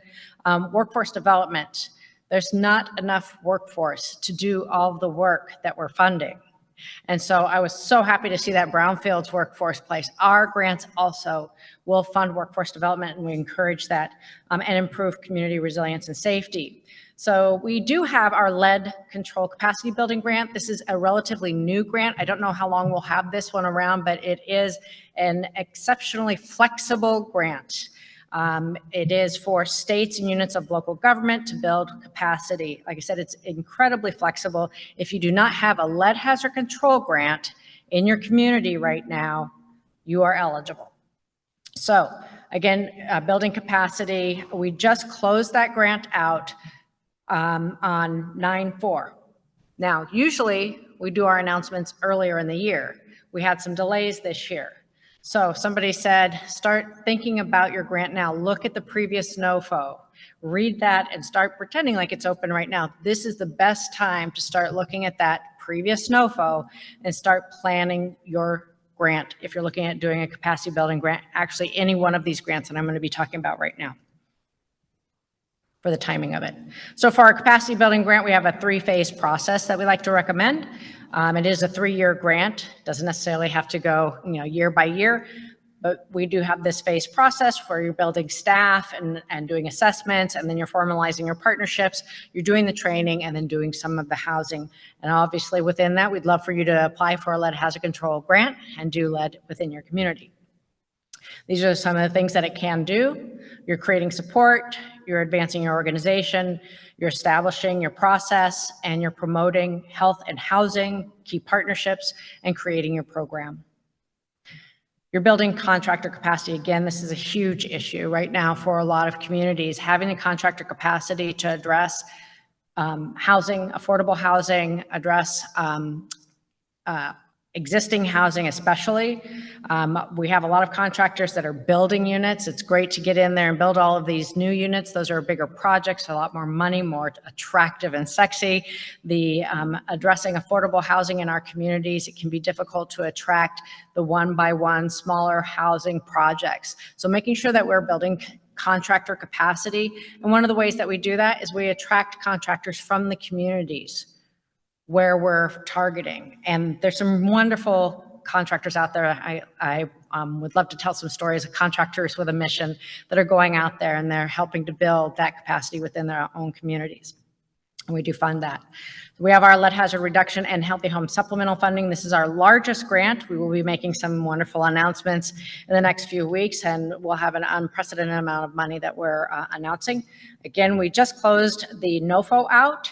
It should be opening up relatively soon. I would say, again, be thinking about this if you're going to be doing this in your community. Start thinking about it now. Identify lead paint hazards in homes and preserve and renovate low-income housing. These grants can be for $1 million to $7 million. They can make a huge difference in communities. We also, with these lead hazard control grants, have the Healthy Home Supplemental Funds, and these funds can do things like HVAC systems, upgrade your electrical systems, some of those things that oftentimes when we're thinking about combining weatherization or other EPA, DOE grants, and we can't get those things to work together because of lack of code or because of other issues, when we have these Healthy Home Supplemental Funds, it helps to break down those barriers from deferment and be able to help our grantees to be able to leverage all of the programs that they have available to them. These are just some examples of the things that you can do with these funds and how to braid the funds, and how many of our grantees do braid the funds, everything from roof replacement to energy upgrades and solar, while they're using our lead hazard control and Healthy Homes program funds. Again, we have a Healthy Homes production grant as well. This is between $1 million and $2 million. We have $40 million total this last round in those funds. And nonprofits are eligible to apply for this grant. The lead hazard control one is for state and local government agencies and tribal agencies. Currently, we have our older adult home modification program. That one opened up on Friday. So it is open right now. That is open to nonprofit organizations as well. And so this opened up after I sent this slide over. And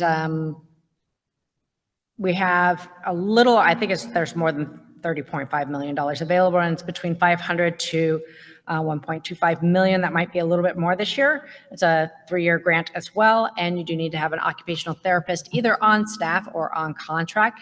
This grant is going in and making the home safe for that individual, that home safe for that individual. And this is for rental or owner occupied units. So it can really, fulfill a little gap there where if you only can address housing that is owner occupied, that rental target can be very, very helpful. And there's a rural area target in that as well. So what is it we do? We build community, we help to braid funds. We are very appreciative of being able to work with our EPA partners and many of our other federal partners. We encourage our grantees, and many of our grantees do, braid these funds and work together. The more we can work together, the better we can make a greater impact. Thank you. Oh, any questions?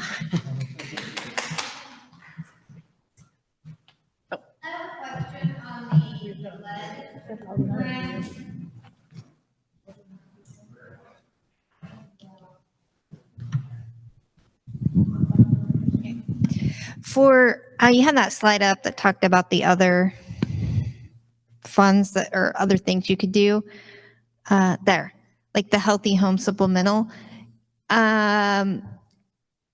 Is asbestos abatement part of that?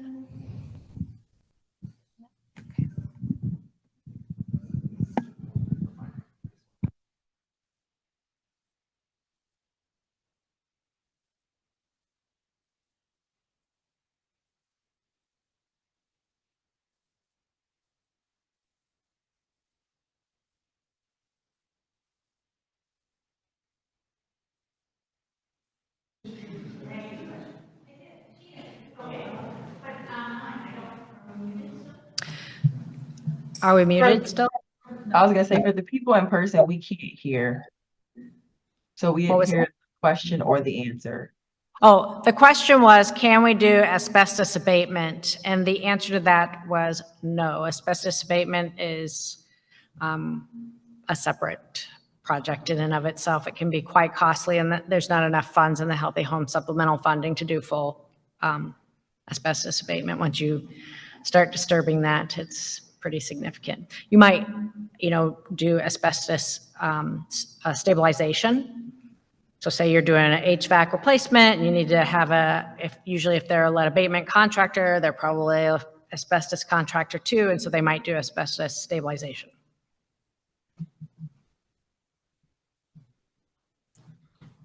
Any other questions in the room, online, anything? Right. Okay, doesn't look like it. All right, well, thank you much, Joe. All right, next up, we have Brandon Schwer. Hey, wow, I did that right, sort of. So Brandon is a transportation specialist with the Nebraska Division of the Federal Highway Administration, and he will talk about grants available from that particular agency. 11 in a minute. I just have to click the right button. It has to go.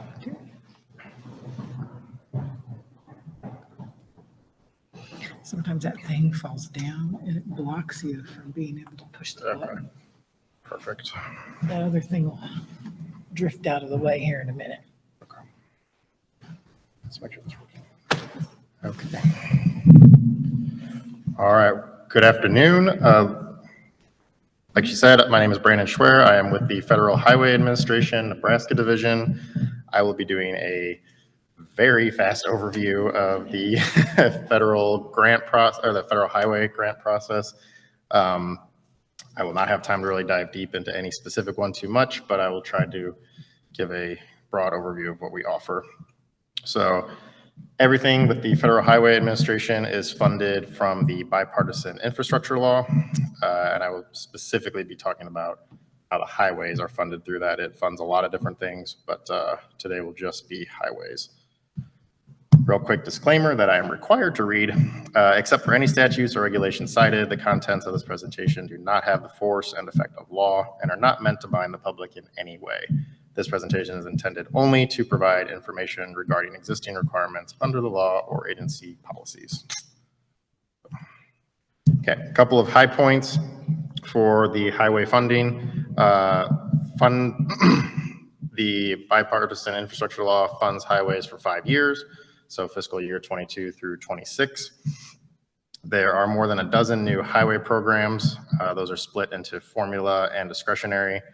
I will be focusing on discretionary grants. So some of these are bridges, EV charging infrastructure, rural projects, resilience.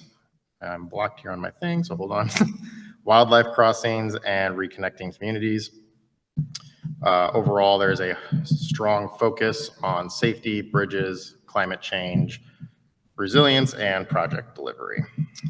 There's also a lot more opportunities with this law as opposed to previous years for local governments and other non-traditional entities to funding. So if you're not aware, in the past, most funding gets routed through state DOTs, but with the bipartisan infrastructure law, that opens up funding to a lot more entities. So here's a chart with way too much information on it for me to go through right now, but this gives you a good idea of just the sheer number of grants available, as well as all of the entities that those grants can go to. So I'll go a little bit into depth on 2 or 3 of these, but this just gives you a broad overview of how much is out there. So the first one I want to talk about are RAISE grants, or Rebuilding America Infrastructure with Sustainability and Equity. So this is a long-running grant. This used to be called BUILD before it was RAISE, and TIGER before it was BUILD. It's been going on for decades. The current naming for it, though, is RAISE.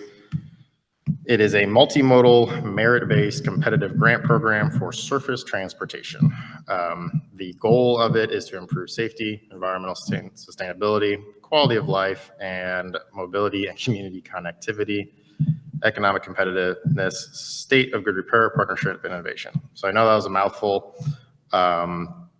but this grant has a large number of applicable situations as well as entities.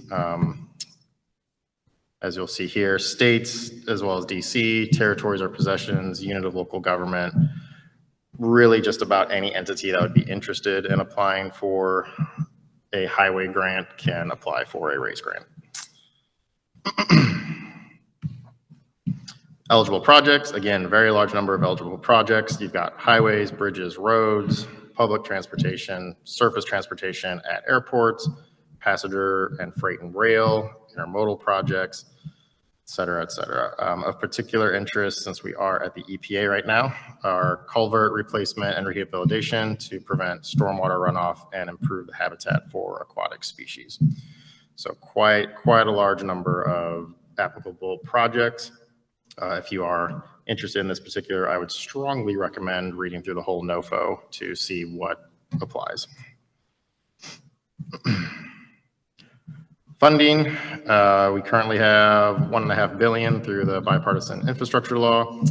Minimum award size for a capital or construction project is $1 million for rural and $5 million for urban as defined in the NOFO. And then planning projects don't have a minimum award size. For a good example is one that just came through our office was $700,000 for a planning project in rural Nebraska. And then maximum award size is $25 million.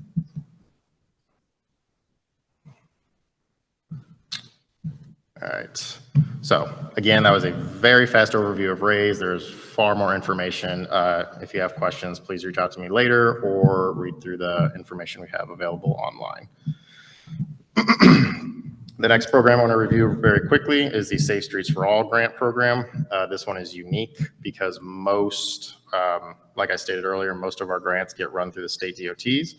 Safe Streets for All is specifically targeted at pretty much anyone except a state DOT. So states cannot apply for this one. It has to be a local entity of some sort, a county, city, MPO, et cetera. So Safe Streets for All, we have $5 billion in discretionary grant funds with $1 billion provided each year over the 5 years. The entire purpose is to prevent deaths and serious injuries on our roadways. It's part of our Vision Zero approach that the agency has right now, just really trying to reduce those injuries and deaths. The focus is on creating comprehensive safety action plans and implementing projects identified in those plans, and then is inclusive of all types of roadway safety interventions across the safe system approach. So it's a pretty broad list of projects as long as it is safety related. So as I stated, this one is targeted at political subdivisions of a state, not the state itself. So there's a whole lot of words on the slide, but basically anything below the state level. So cities, towns, counties, special districts, et cetera.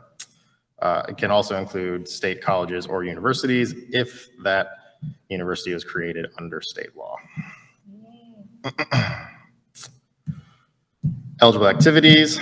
So right now we're seeing a ton of safety action plans being created. A lot of these communities know they have problems, whether it's high fatality rate or injury rate, but they can't tell you why they have that problem or specifically where those problems are. So safety action plans help these communities figure out exactly where that problem is and how to deal with it. Under that, you also have demonstration activities. So one we're working through right now is testing out in a city if what types of signage works best for helping with a school crossing to prevent children from getting hit when they're going to and from school. So that is a temporary construction, gather data from that, and then take it back down and decide if it's worth implementing permanently and on a larger scale in that city. Below that, you've got implementation projects or again, construction projects, and those are typically based off of the action plan that was done first. So planning demonstration grants, expected range, these are not hard numbers, but the expected range is anywhere from 100,000 to 10 million, and then implementation grants are 2.5 to 25 million. Again, not hard numbers, just what we expect to see and have seen so far. Something I forgot to mention earlier in the presentation, federal highway grants are a little unique. All of our grants are on a reimbursement basis. We do not issue funds up front. You have to submit invoices for your project and then you'll get reimbursed. The vast majority of our grants have a 80% federal, 20% local match. There are exceptions to that rule, but for the most part, it is a 80-20 split. Okay, so a couple other grants we have that I wanted to bring up. Very, very briefly, PROTECT, which is short for Promoting Resilient Operations for Transformative, Efficient, and Cost-Saving Transportation Programs. Again, another mouthful. So PROTECT, we have $1.4 billion in funding for the period of bill 22 to 26. Available to most entities. The focus of this grant is for resilience, specifically climate change resilience, as well as evacuation routes, and then at-risk coastal infrastructure. Since I am from Nebraska, please don't ask me about the coastal areas. I don't have a lot of those, but that is part of that grant. The next one down is our bridge investment program. Have $12.5 billion across the 5 years. Basically replace or repair any bridge in our national bridge inventory. That also applies to culverts that are in that inventory for flood control and improve connectivity for aquatic species. And then the last one I'll briefly mention is our Reconnecting Communities pilot program. That's a brand new one. We've got $1 billion in funding for that. And it's basically what it sounds like, reconnecting communities. So a good example is particularly in Nebraska, we have a ton of railways and rail lines, which is great. Love the trains, but they can divide communities and make it hard for people to access different parts of the city. So reconnecting communities would help bridge that gap. How to apply. So I'm sure I was not here this morning, so I apologize. This is probably redundant, but everything with Federal Highway gets ran through sam.gov. We highly, highly encourage that you get this process done very early in the process. This can take a while, and we would hate for a deadline to pass while you're waiting for sam.gov to do its thing. And then the second part is grants.gov, same thing. Please get that done early in the process so you don't miss those deadlines. A little bit of contact info here. Again, I am Brandon Schwer. I am a transportation specialist or grants management specialist with the Nebraska division. Allison is one of my coworkers, same position. And then our manager is Justin Luther. I'm speaking specifically for Nebraska. Every state has a federal highway office at the state capitol. So if you're from a surrounding state, you have someone you can reach out to. You can look those up online, or you can reach out to me if you're not sure who to talk to. And then for more information, you can go to this link, Bipartisan Infrastructure Law. It is an enormous amount of information on that site. If you need help navigating through it, please reach out to someone at Fed Highway. And that is what I've got. Any questions? There are a couple online, and I'm trying to work through them here. One was, what about wildlife crossings? Well, and I think that was to do with the first part of your presentation. Yeah, can you repeat the question? I'm sorry. What about wildlife crossings? Yeah, so we do have a grant specifically for that. There is a wildlife crossing grant. I am blanking on the title of it, but if you go through our grants available online, there is one specifically geared towards that. And I think this one is directed to you. That is, what is covered under resilience? That is a good question. I would have to dig into the NOFO on that one for you. I don't want to give a bad answer on the spot. And can PROTECT be used for at-risk river areas, though not coastal? Sorry.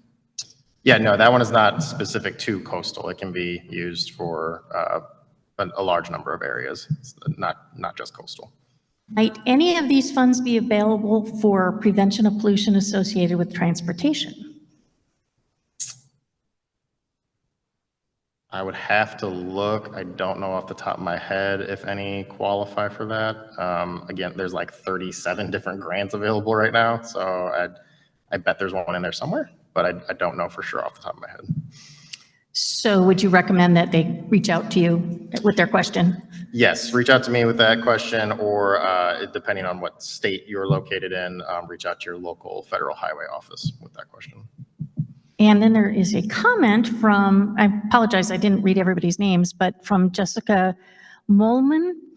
I work for a wildlife ecology-based research station, and we have mass amounts of roadkill in the area near us and was wondering how one goes about funding with DOT to work with them for creating wildlife overpasses crossings to reduce this. And I think that goes back to your first question. That goes back to the wildlife crossing grant. Again, I would reach out to your local highway office and read through the NOFO for the wildlife crossing grant for more info on that.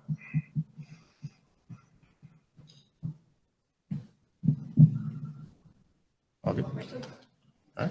Okay. All right. Thank you. Thank you, thank you. Thanks a lot. Yeah. Audience is still awake. That's always good, right? Lots of questions. So our next presenter is an in-house EPA presenter, Shelley Reimer. She is a grant project officer with the Grant and Partnerships Program section within the Air and Radiation Division. Correct, right? I hope. Yes. So Shelley will talk about the DERA grant funding, Diesel Emission Reduction Act, right? Yes. Okay. Lots of acronyms. And the presentation is being loaded as we speak. Always fighting with the little block. Oh, it's blocking the view. No, I got it. Yeah. Right. Thank you. Here you go.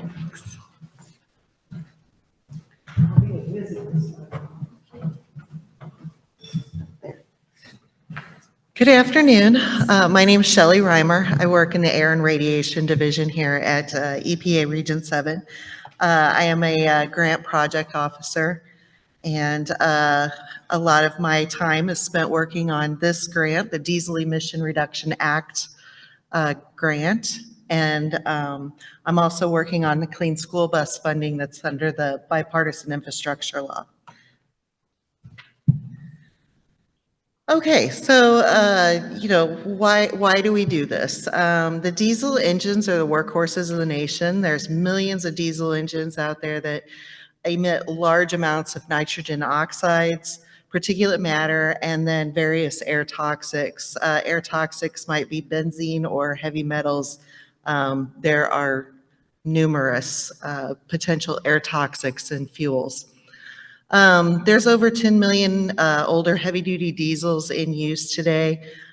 These heavy-duty diesels include your school buses, construction, farming, transit, metropolitan transit buses, or even shuttle buses, trucks. There are so many trucks. I mean, we're talking about semis, dump trucks, trash trucks, there's a lot of them. I mean, refuse haulers.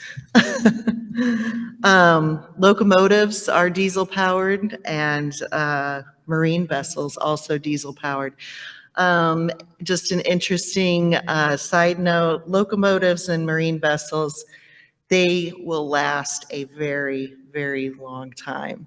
They're very large engines, so there's a lot of financial reasons to keep those diesel engines maintenanced and running for many, many years, 20, 30, 40 years.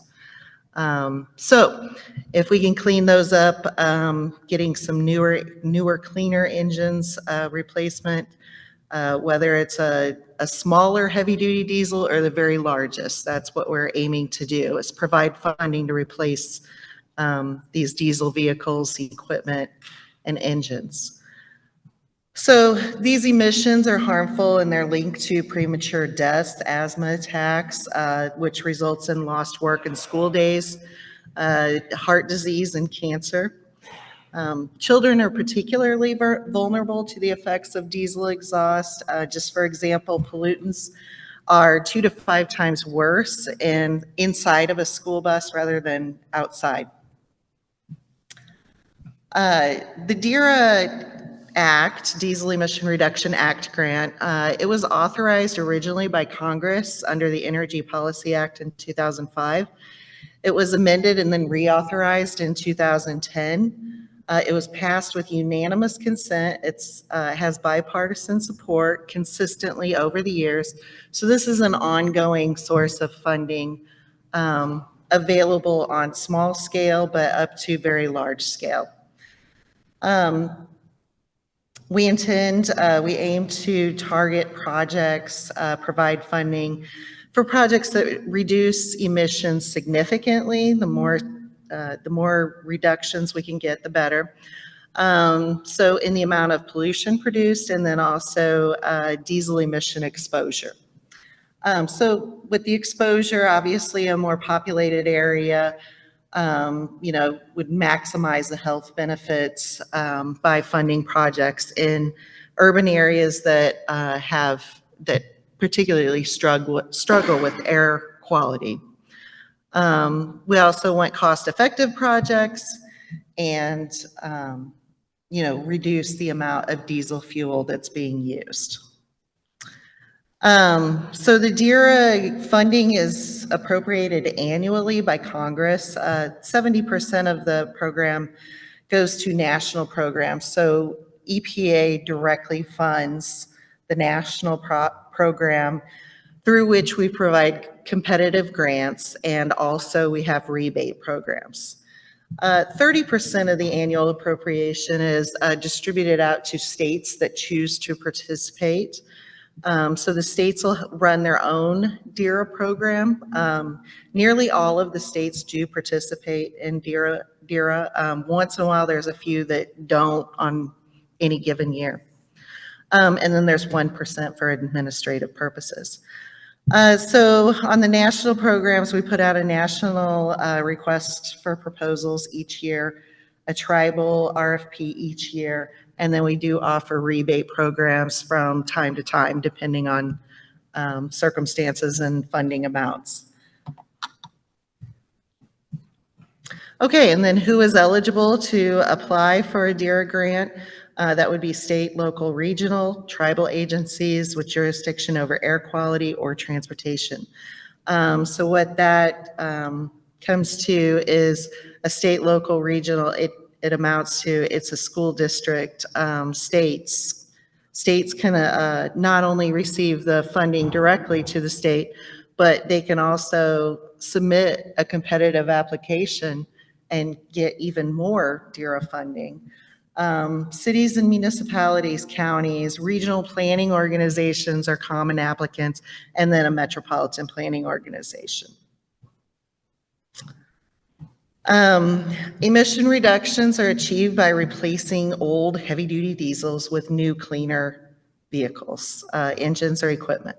So these bullet points, just for the sake of time, the details are here for your eligible projects, but I'm not going to go through all of those details, but and then there's other, besides replacing vehicles, engines, and equipment, there are some other projects that we do, the locomotive and marine replacement, engine replacement only, idle reduction technologies, retrofits, alternative fuel conversions, and then low rolling resistance tires on semis. They have to be newly installed.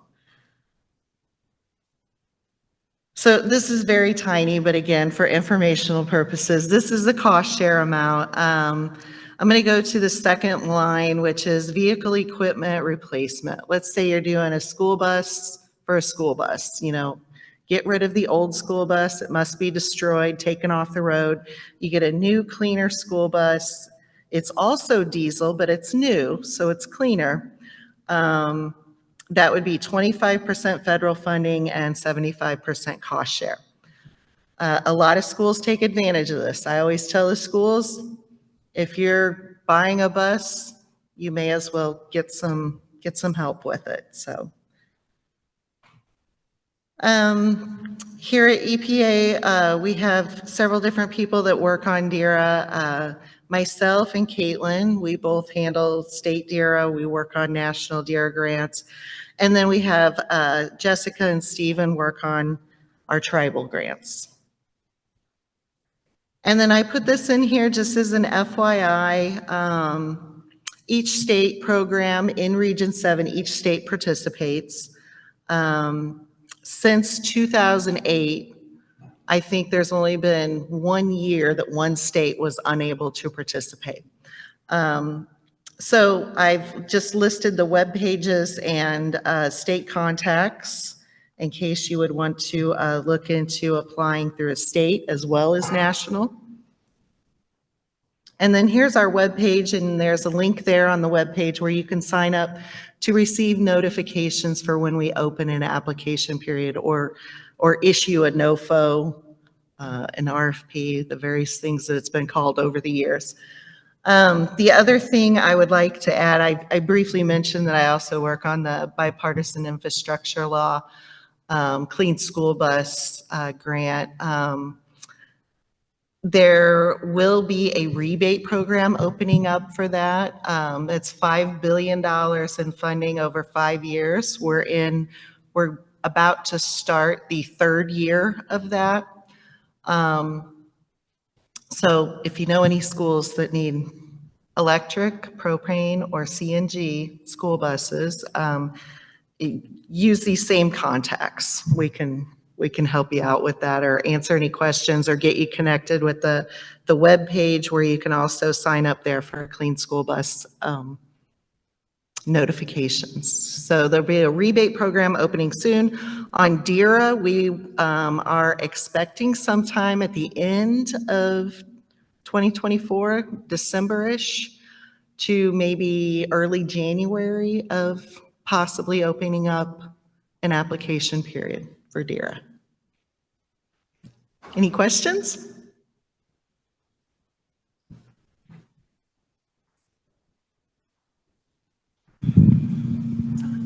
It's on. I wanted to share a comment from, it's humming. Is it me?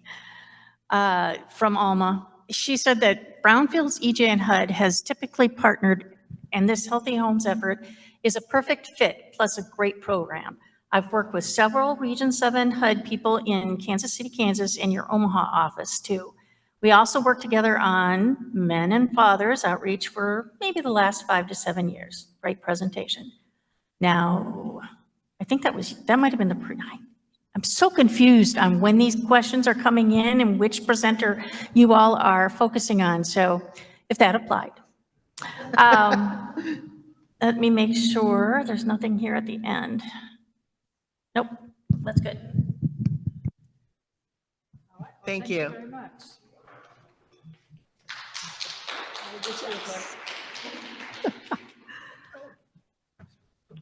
Yes, all right. So our next speakers, actually we have 2 that are sharing a time slot here. They're both from Region EPA, both from the Pollution Prevention and Sustainable Materials Management section. And I don't know. The best section. Oh, that's in right. Here stands the region. section manager. Who's going to go first? Okay, so we're going to have Kate Larberg. She's going to go first, and you're going to be talking about pollution prevention. And then we have Gail Hubert, and I'm assuming she's going to talk about the sustainable materials side of things. Got that right? Cool. All right, and Jennifer will pull the presentations up. Because I'm so good at this now. Slide. Show. Thank you. There you go. Hey, everybody. My name is Kate. I am Region 7's Pollution Prevention Coordinator. Today I'm going to be talking about pollution prevention and source reduction assistance. So we're going to start with what is pollution prevention, and I'm also going to keep this very brief and high level and very quick. So pollution prevention is any practice that reduces, eliminates, or prevents pollution at its source. So the idea is that if you're not producing waste, you don't have to deal with it. And so it's the most preferable way to deal with waste on the waste management hierarchy. So it's basically like if you're at the coffee shop and you bring your cup instead of using the cup, you're preventing the cup from being in the trash.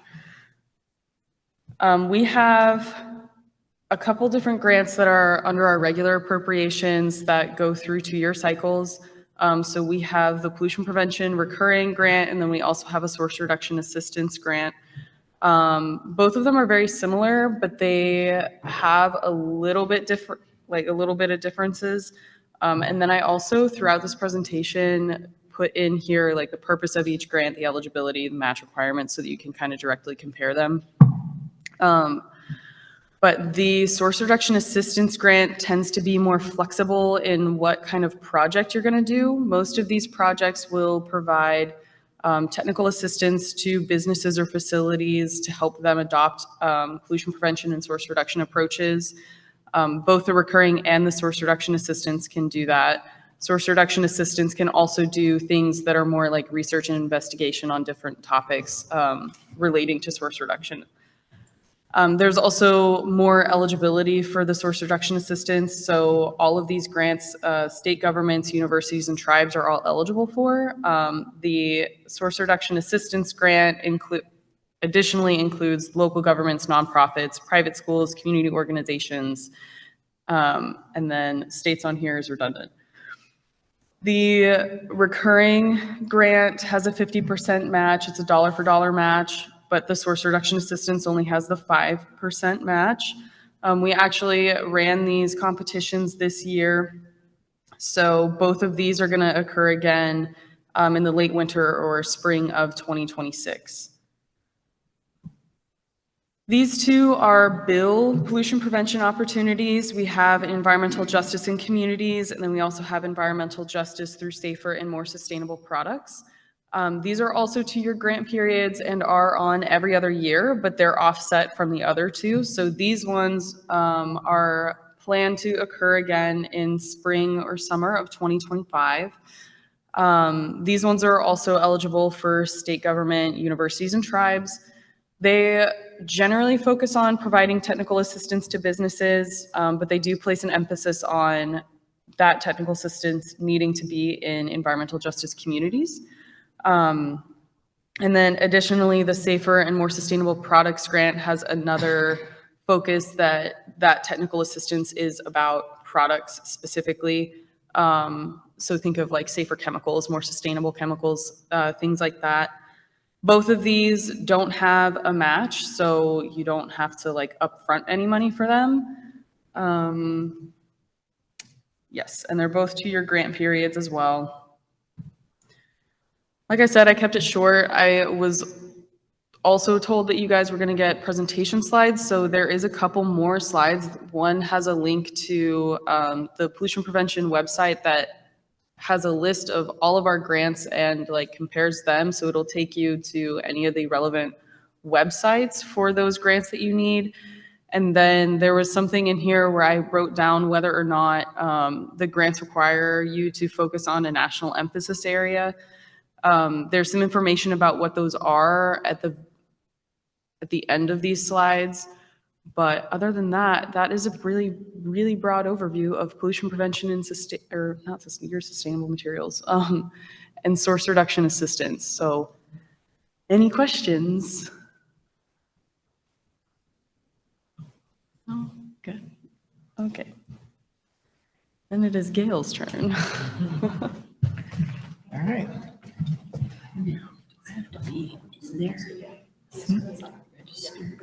No, I got your presentation up here.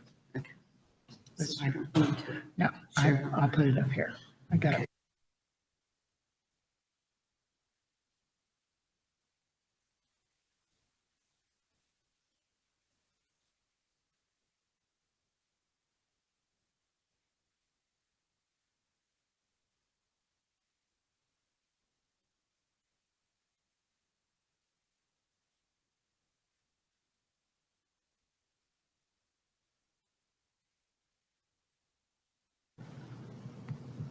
See how that thing gets in.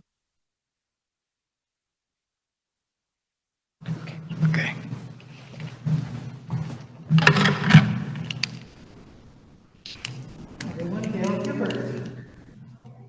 Hello. Bend it down a little bit.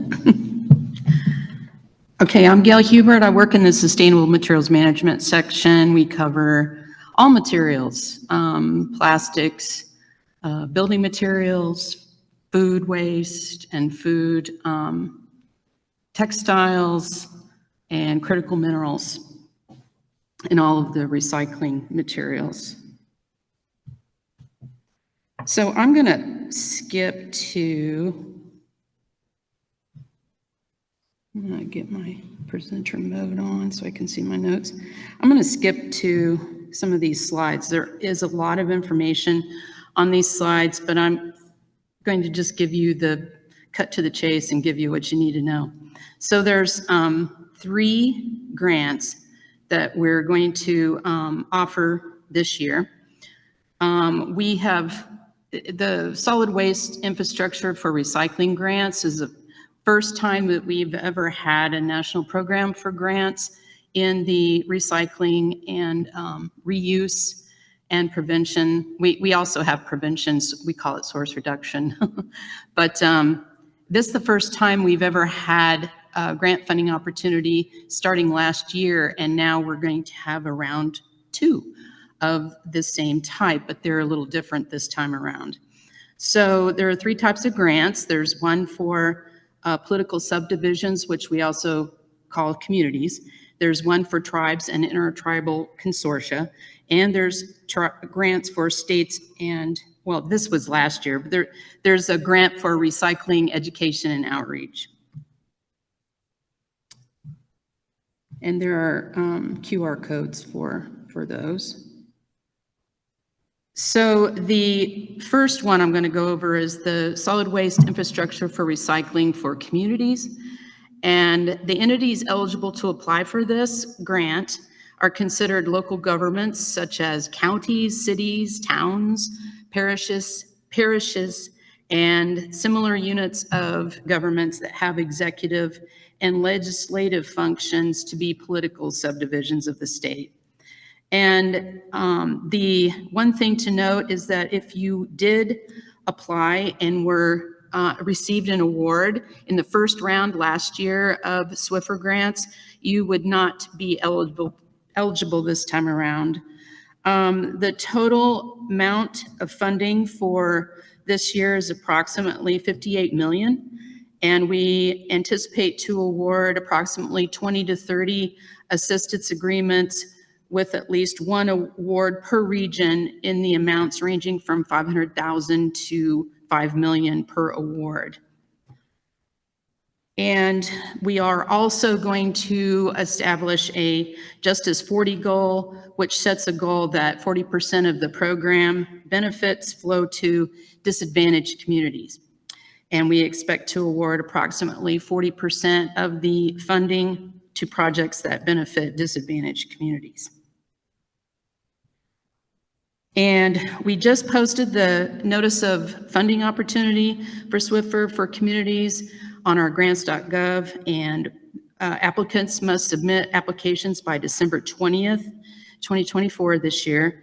And then starting in January, we'll review and evaluate all the applications, and we anticipate to announce the awards in July of 2025 and make the actual awards by December 2025.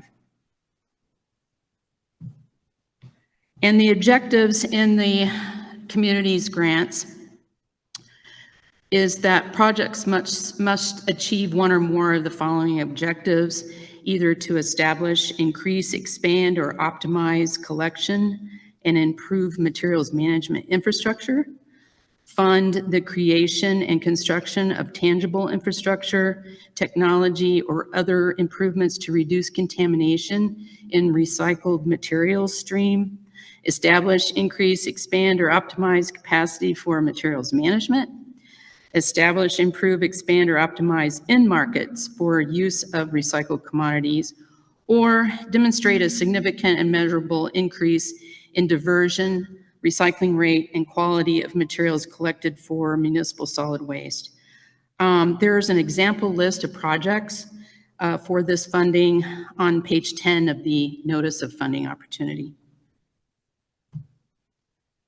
And for the SWIFR for tribes and intertribal consortia, the eligible entities would be federally recognized tribes, and 7 which include Alaska Native villages, as defined in our Public Law 92-203, and former Indian reservations in Oklahoma, as determined by the Secretary of the Interior, and intertribal consortia consistent with the requirements of 40 CFR 35.504A. And the estimated funding is approximately $20 million These projects per award would range from 100,000 to 1.5 million. And there would be approximately 20 assistance agreements, at least one award per EPA region, depending on the quantity and quality of the applications that we receive. And they're going to be due March 14th. We'll make selections by September 2025, and then anticipate awarding them by March 2026. And the project period for these grants is 3 years. I think I forgot to mention that for the community as well.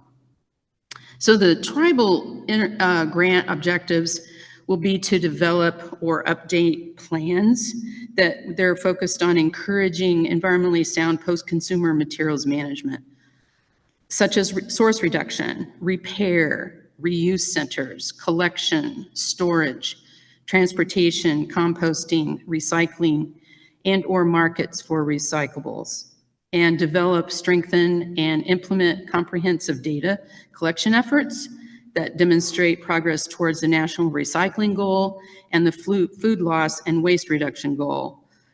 And we've got those goals listed in the NOFO as well. And to establish, increase, or expand materials management infrastructure, such as facilities for reuse, recycling, or composting, collection and storage bins for recyclable or organic materials, purchasing and maintaining equipment, or supplies such as scales, crushers, balers, and sorting equipment, trucks, forklifts, and safety equipment, and establish or identify end markets for the use of recycled materials, or demonstrate an increase in the diversion, recycling rate, and/or quality of materials collected. And again, example project list is for these types of grants are on page 8 of the notice of funding opportunity.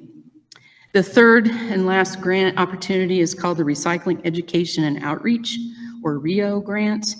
And this is the second round of RIO, and this time it's a little different. The funding will focus on reducing food waste and improving organic waste recycling. Food waste prevention initiatives grounded in education and outreach can improve, the reason why we're doing this, because it can improve the effectiveness of residential and community recycling programs, which include composting programs. And these efforts will continue to support improvements to local waste management systems, recycling education and outreach, helping to meet Congress's goal to create a stronger, more resilient, and cost-effective U.S. municipal solid waste recycling system. And we're going to only award one award that includes all 3 of the listed projects. The grant recipient will be responsible for subawarding a portion of the grant, which we will discuss in more detail in a minute. And the total estimated funding for round 2 of this grant is $39,094,000. So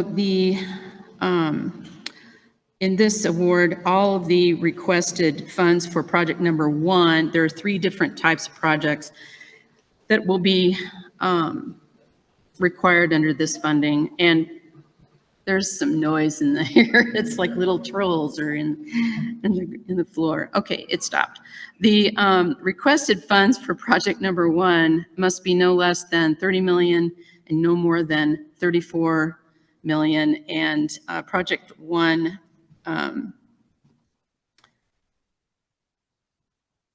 I think, hold on, let me go back and make sure. Project number 1 was, okay, I need to read this. So the first project is develop and implement a national consumer wasted food reduction campaign. The second project will be to expand the market and sales of compost. And the third project would be increasing education and outreach to households on composting. So now I'll get back to that one. So each lead applicant and members of the coalition eligible must be a U.S. state, member of the U.S. state, including Washington, D.C., Puerto Rico, U.S. Virgin Islands, or other territories of the U.S., local governments, federally recognized tribal governments, Native Hawaiian organizations, nonprofit organizations, or public-private partnerships. And it must be a coalition application. So all members and the lead applicant must be one of these eligible recipients. So in the first project, are you seeing 3 projects listed on the table? The number 1 is going to be between 30 and 34 million.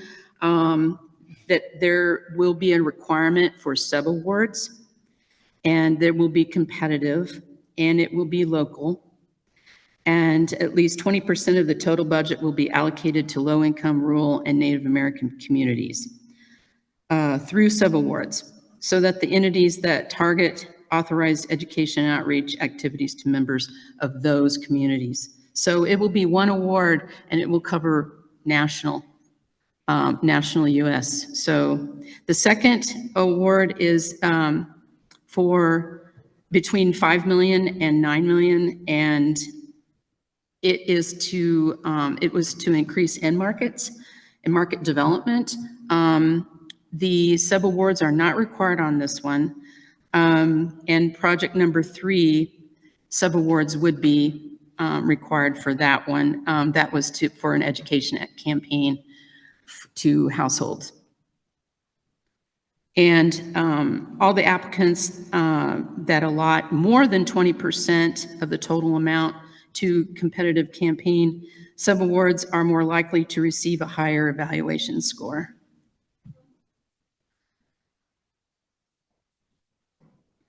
And I went over that. So in each one of these boxes, if you click on them, and this presentation is going to be available to you. It is interactive, and you can click on the links. And each one of these boxes has a link to where you can find the NOFO and all of the requirements for each one of the grants. And I encourage you to read these funding opportunities, especially the Recycling Education and Outreach grant, if you didn't get that information. And we also have information on how to apply and the link to find that, how you can register in SAMS, how you can create a user account, an applicant profile in grants.gov, creating an individual grant account, and how to use the workforce in grants.gov. And if you have questions, we've developed some email addresses that you can ask your questions, so that every question is answered in the same way, and we provide consistent answers. So those are here are the email addresses to ask questions, and that's it. Thank you so much. Yeah, thank you. Any questions? Any questions for Gail? Nothing? Nothing in the room? Nothing online? Okay, I think we're moving on, so you're going to get to hear from me next.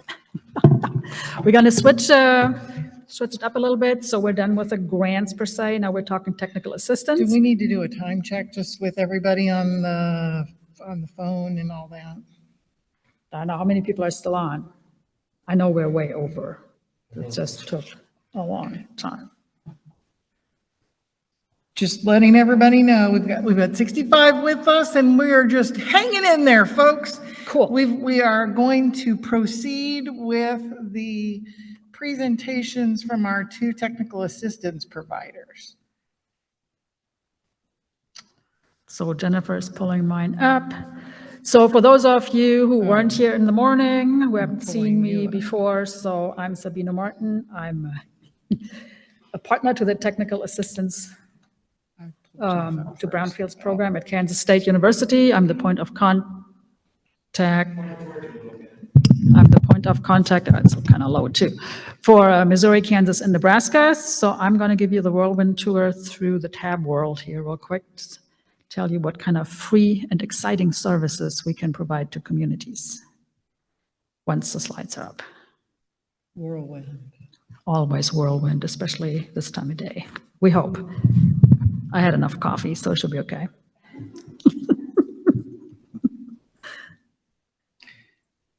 How do I make it not be, It beats the heck out of me. oh, but it's okay on the screen. Oh, so maybe I just need to click. What do I do? The So you should be mouse? fine. Can I just click? It looks like it's good for me. We'll see if it's good for me too. All right, I don't know what you can see right now. All right, the technical assistance. Let me see if the oops, clicking doesn't work. That doesn't work. That doesn't work. How do I advance the slides now? Oh, help me. Let's do this. Yes. So brownfields, right? I mean, for those of you not familiar with brownfields, this is not what we're talking about, what you're seeing on the on the screen. That's a brown Just don't want this to ring, sorry. field. Oh yeah, take your phone, please. So this is the official definition of a brownfield. So real piece of property with the potential for contamination based on the historic reuse, the historic use of the site. So the potential, a brownfield site does not necessarily need to be contaminated to be eligible for a bunch of available funding.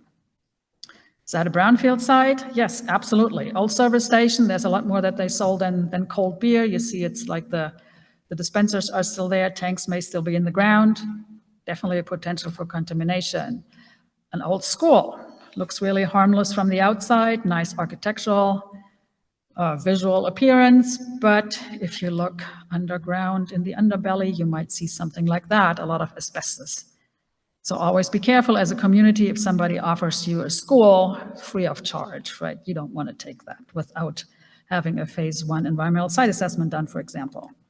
Downtowns, though, can qualify as brownfields as well, just based on the age of the buildings. We're talking asbestos, we're talking lead-based paint, definitely underutilized, can be blighted. You notice here in the upper stories, there are windows missing. Obviously vacant, could be that birds are flying in there, and there could be a bunch of pigeon guano in there, so contamination potential. Also in these old buildings, there could be, depending on where you are in the country, it could have been that there are coal chutes under the sidewalks, or there were heating oil tanks, right? So just be aware of that too. So that's the potential for contamination here. So why would you even look at all these sites, at the brownfield sites, as blighted and underutilized and ugly looking as they might be? Here's a bunch of ideas as to why. Obviously, you want to improve the community image. A lot of small and rural communities are losing population. So an employer, a prospective employer who comes into town and just sees a bunch of vacant buildings, maybe like the storefronts used for storage, right? So you other people's stuff in there. It's not a good impression to start out with, right? So desirable locations. I mean, a lot of these brownfield sites, the infrastructure is already there. So it's not like you need to put new gas or electric or water in there. That's all there already. So a bunch of reasons why, as a community, you might want to address brownfields. Obviously, if there is contamination, you want to mitigate the public health and safety concerns and the environmental concerns. So technical assistance to brownfields, short TAB, TAB. The entire country, every community in the country has access to a TAB provider. So K-State TAB has all the states here in the middle of the country, shaded in purple on the slide, where we provide technical assistance to through a bunch of partners. Same for tribes. So that is the tribal center is at basic tribal center in quotes here is at K-State, but again with a bunch of partners serving tribe in the nation. TAB assistance, as I said, it's free because TAB is a brownfield grantee through the EPA. So whatever we do to communities, we do not charge. It's tailored to the specific needs of the community. There is no one-size-fits-all approach, really. So we really listen to what you need as far as brownfield help need is concerned, and we'll see what we can do. It's coordinated through the city, tribal or not-for-profit brownfields project manager. We have been working with grassroots too. So, I mean, if you need help, just call and we'll see what we can do. Communities are accepted on the first come, first served basis. We never had to turn anybody away, and I've been associated with this program now for over 20 years. So in all that time, communities were helped.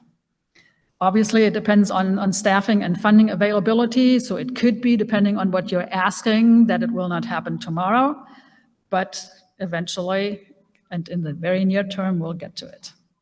And there is no application process. We don't necessarily need anything from you in writing, except maybe an email. You can call, whatever works for you. So here's the brownfields redevelopment process, really broken down crudely into 3 steps: planning, investigation, and redevelopment. Planning, that is your redevelopment planning. Investigation, those are the environmental investigations, like a phase 1, phase 2 site assessment, for example. And then the redevelopment obviously comes at the very end of the line here. So for the identification of brownfields, TAB has developed a brownfields inventory tool called BIT. Basically, it's an online tool. It's also available as a mobile application for your phone, where you can make a list of potential brownfield sites in your community. You can just go around, take pictures, put the street address in. It's like a spreadsheet kind of thing. That's the way it kind of looks online as well.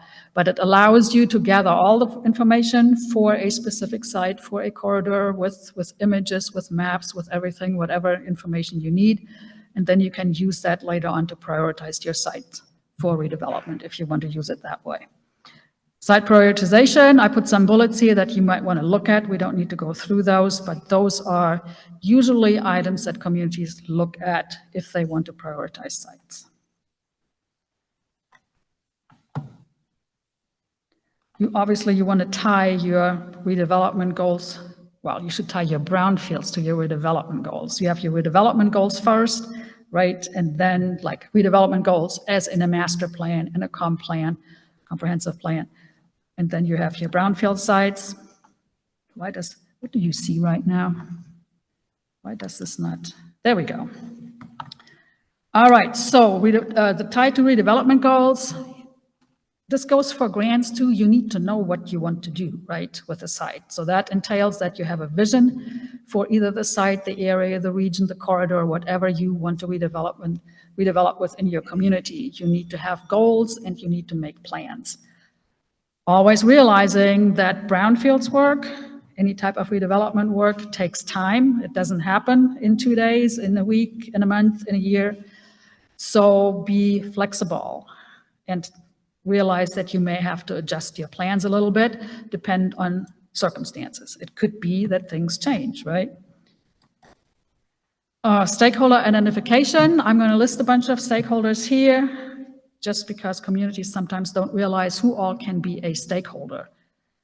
So it ranges from basically all interested residents to, like, say, local planners, planning commissions, whatever you have. You want to involve as many people as possible. When you do community engagement, and we can help with that, we can do activities like what we call visioning. That's a very popular service that TAB provides, where we get the community together to brainstorm how a redevelopment could look like at the site based on the community's priorities. What do they want to see there? We work together with like a landscape architect, for example, and they put a conceptual rendering together based on what the community says. Could look like this. This is an example from Harrington, Kansas. They were looking at their downtown for beautification to attract businesses because they had vacant storefronts and it didn't really look appealing. Like, this is how it looked at the point when we did that. So we worked together with a landscape architect, and one thing she drew was just a bunch of what I would call greenery. And you see how that image changes, right? The whole vibe of the street changes. And there was a lot more to this than that. So there were like facade renovations and extensions that she suggested, plantings, obviously, median and curb extensions, and a bunch of kind of pocket parks. So you can do a lot of stuff. Here's another example from a visioning session that we did recently in Joplin, Missouri. That's the former Union Depot, a really cool site. Unfortunately deteriorated. Right now it's just a shell. Nice windows here, and you can see like people walk from the building to the train, and I was capturing that picture right when the train came by, so that's still an active rail line there. But they had trees going out of roofs, so not really an ideal site. On this one, we worked together with the South Dakota School of Design. So they do a class project for us once a year where a bunch of students get involved too. So you get different designs from different student groups if there are enough students enrolled in that class. So they came up with this plan based on the community input received. So it was mixed redevelopment.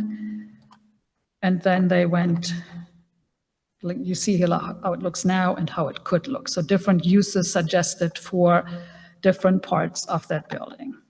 What Joplin is doing right now with this, they went out for an RFP for a developer, and they attached what the students developed, this was in form of a PDF report, to the RFP. So the developer knew this is what the community said they wanted to see there. Not that the developer comes in and does whatever, right, without any regard for the community, as sometimes happens.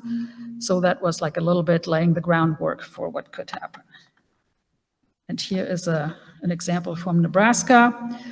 We did that in Norfolk, Nebraska, looking at stockyards as to how that could look like redevelopment-wise. This was a class project that was done with K-State, the landscape architecture and redevelopment and planning department. So once a year, we do school projects with those two schools, K-State and South Dakota State. But we also work with individual landscape architects. So these are not the only visioning projects that we do to help communities visualize basically their ideas for a brownfield site. What I highlighted here is basically the investigative and the cleanup phase. We don't directly help with that because we do not offer environmental services. We don't do environmental phase 1s and phase 2s. We don't do cleanups. What we can help you with in those regard is we can help you identify, I shouldn't say identify, but help find and evaluate environmental consultants, because we will not and cannot recommend certain consulting companies to you, obviously. So we can help you write an RFP. That is, you will write it, we will review it, we make comments, suggested edits as to how you can make it such that you can later on compare apples to apples when you get responses back. We can review and explain to you like all the reports that you might get back either from the state or from a consultant. Sometimes they're really thick, they're kind of plastered with acronyms. So if you're looking at work plans, phase 1s, phase 2s, cleanup plans, what have you, guidance through the regulatory framework. And of course, like I mentioned this morning, maybe already, we can help you review your brownfields grant applications. So the assessment, cleanup, revolving loan applications, and a bunch of other technical reports. So for the redevelopment, this slide says what we can help you with that. Resource roadmaps, communities need resources. Usually they're short on those resources for redevelopment. They just plain don't have the money. We can prepare a document that kind of lines up all the resources that you might be eligible for this particular project that you want to do.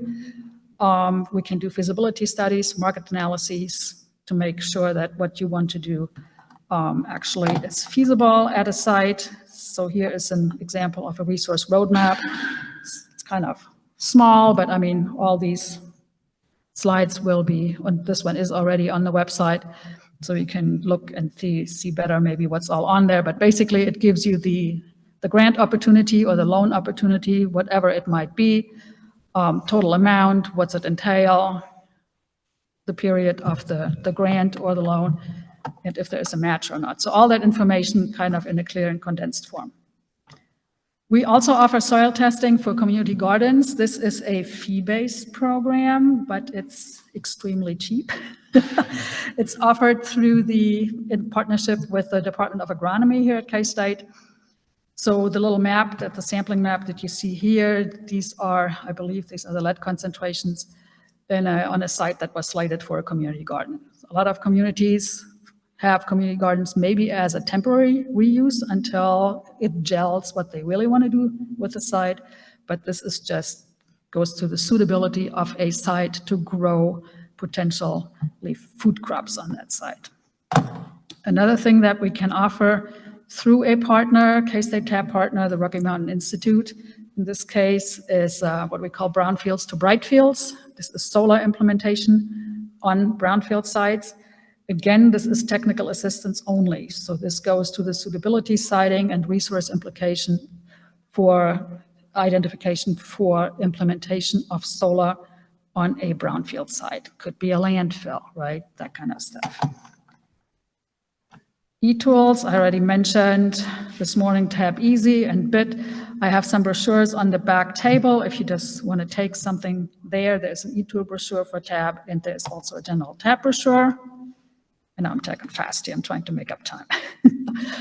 Tab services. So here is just a summary slide of we can do. This is not exhaustive. If you need something, please just ask, email, or call, and we can see what we can do. And lastly, contact slide. So my contact information is on here, Maggie's is on there, and Jacob Roeder, he just started new here at K-State as the Assistant Tab Director for EPA Region 7. So you can contact all three of us, either one will be able to help you out. And please do call if you have a project that you need help with, or just questions, or EPA Brownfield Grant questions, whatever it might be. That's it. Very, very fast, but everything is on the website. Any questions that I can answer now? Yes.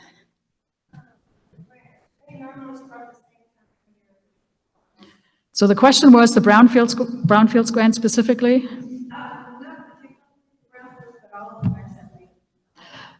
Yeah, the question was if grants usually start at the all at once in a year.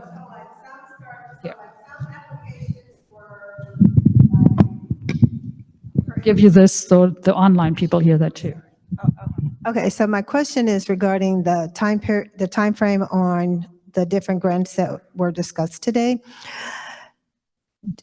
Do they start the same time every year? So for instance, one starting in February, but it closes in June. So would it start every year, February, close every year in June? All different. Sometimes they're the same, sometimes they're different. I mean, you just need to keep track. I mean, for the brownfields grants, it's sort of, I mean, it's an annual application for most of the brownfields grants, not all of them, but they usually start in the fall. And You can also sign up.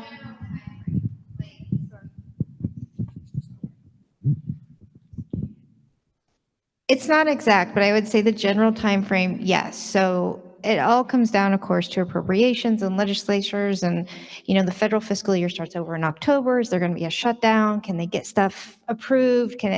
Who knows, right? Generally speaking, yes. Like the brownfield grants almost always come out through August, September-ish. Sometimes 1st of October, but that's rare. But to start looking for brownfields grants around October, and they're going to come out, within probably 4 to 6 weeks. Same with some of the ones in February. Will they always come out in February? No, but you should probably start looking late January, through maybe mid to late March. So I would just say, generally speaking, yes, but there are so many things that happen out of program level control that nobody can say yes to that question. Yeah, so very generally speaking, I mean, just always, I mean, if you know what you're looking for, it's go on grants.gov. It's all there, right? For the federal grants. My microphone's, oh, there it goes. You can also sign up to be notified of the particular grant types you're looking for on grants.gov. And you do that with it used to be the CFDA, and it's called something else now, but the assistance listing about that grant type in grants.gov. You use that number, and you can find a way to get notified. Any other questions? Anything from online? All good? Okay, racing onward. We've saved the best for last. Right. So next we have Jeff Severin. He is the Associate Director of a TICTAC. So that means Jeff, help me out here. Technical Assistance Center, Heartland Environmental Justice Center.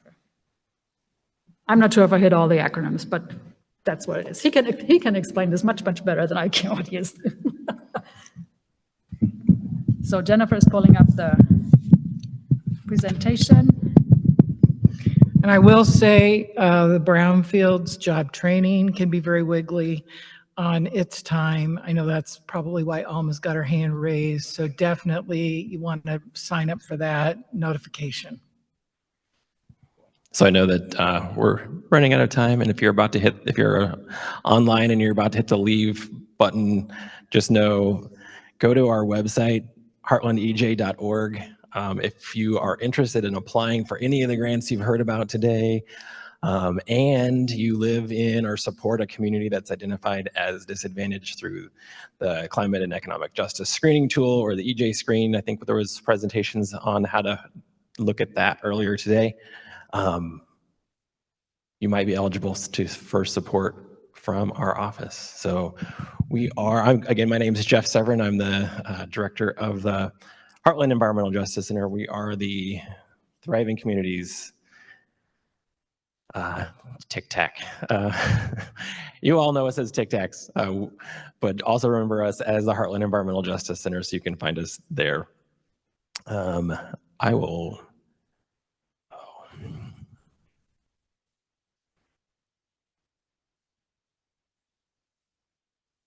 Nope.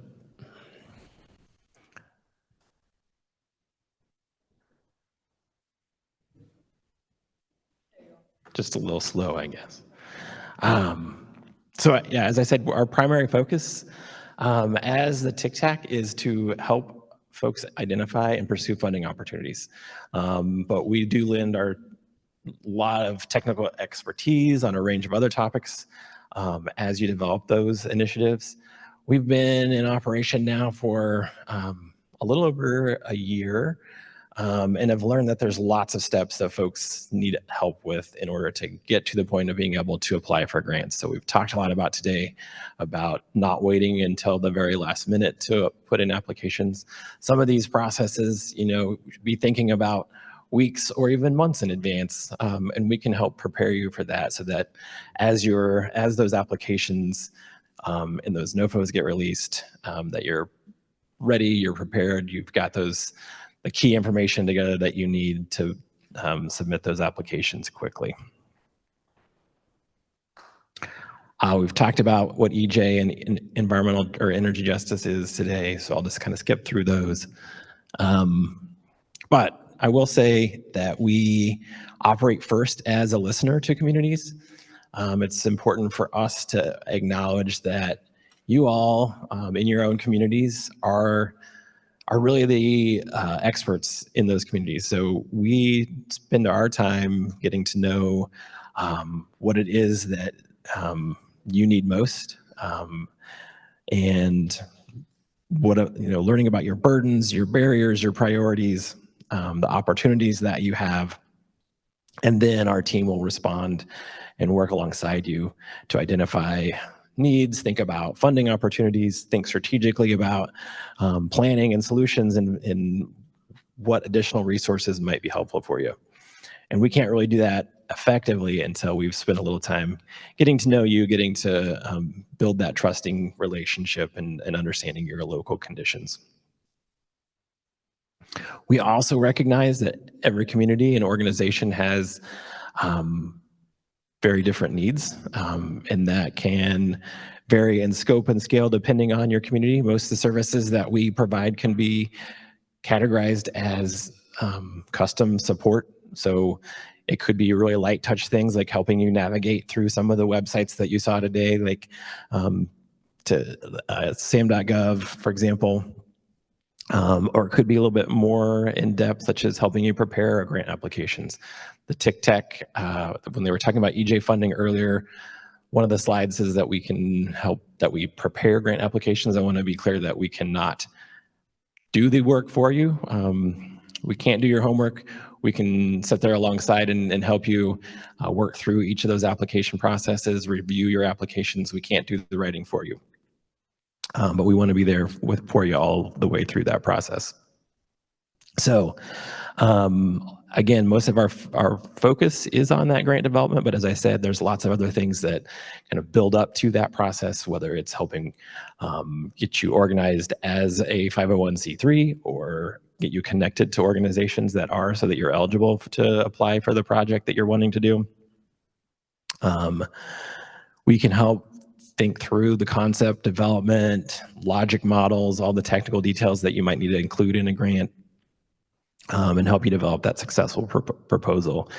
If you're not at that stage yet, we can assist with community education and outreach to better inform folks what's happening in your community, get people engaged in the conversations and the community action that's going on.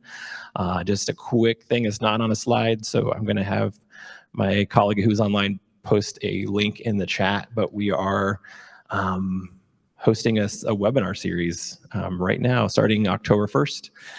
That's really focused on building community power, increasing community participation in environmental decision making. So that series, like I said, starts October 1st with a webinar on engaging federal agencies. On October 17th, there'll be one on EJ in rural communities, because I think a lot of times we only think about what EJ looks like in urban areas, but it's happening, or the environmental injustices are happening in rural areas as well. And then October 24th, there's one on coalition building. So check those out, heartlandej.org/events, to kind of see a little bit about how you can engage your community a little bit more. So in addition to that, we can assist with project planning and budget development to help identify priorities in your communities, and get you ready again for those future grant applications.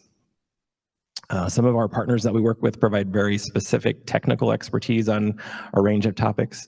And if you're kind of at this point where you're all on your own, we can also help you build networks and coalitions to really better take on the complex challenges. And in some cases, as you may have heard today, you do need partners on some of these major grants. And so if you haven't developed that network or coalition to work with, we can help with that as well.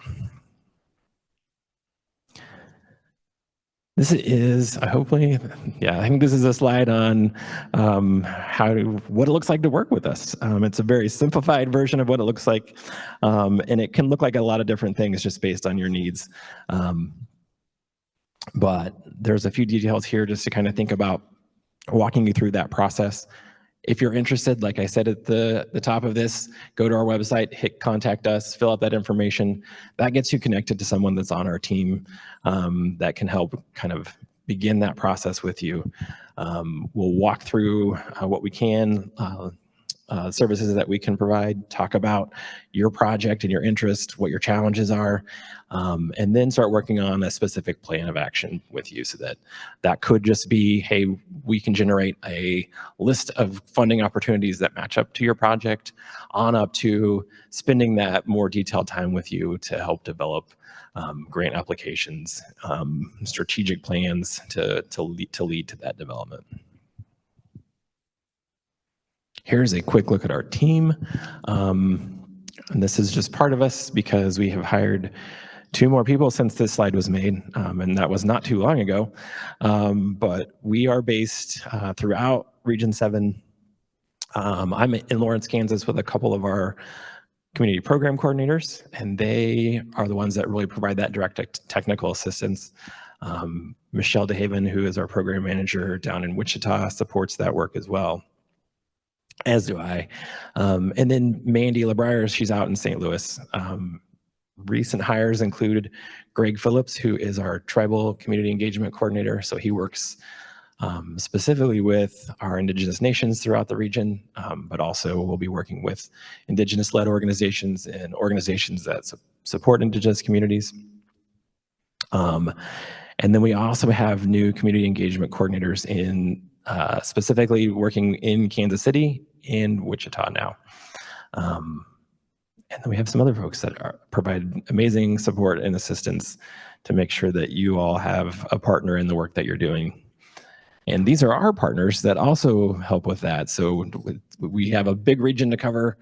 and that staff can't cover everything. So we work with a few folks who just work in their own states, like the Center for Rural Affairs in Nebraska and the Iowa Environmental Council, you guessed it, in Iowa.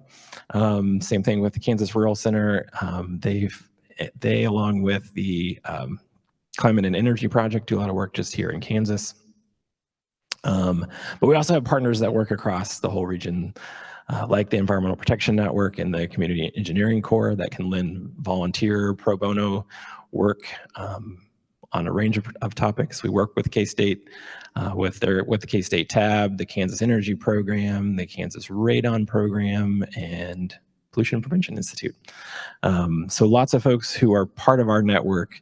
And that's the other thing that we want to make sure that, if it's not something that our staff or our partners can support you on, that we will do what we can to find the folks who can help you. So we're always a great starting place when you're working on an environmental justice project, especially if you're in one of those designated disadvantaged areas, because we can either provide direct technical assistance for you or hopefully get you connected to other folks who can. Here's how to connect with us. Again, the best way to do it is go to our website, hit contact us, and fill out that form. You can also, at the bottom of our website, join our email list, which gets you on a newsletter, and things like the announcement that went out, I think today or yesterday, about that webinar series that's kicking off next week. And then always find us on Facebook and LinkedIn as well.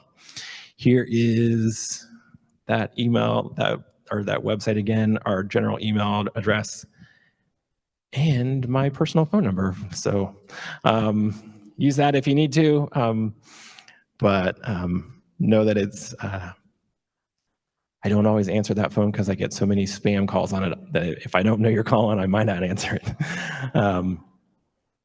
But definitely leave a message and I will get back to you. Didn't get us back on time, by God's close. Maybe, not really. All right.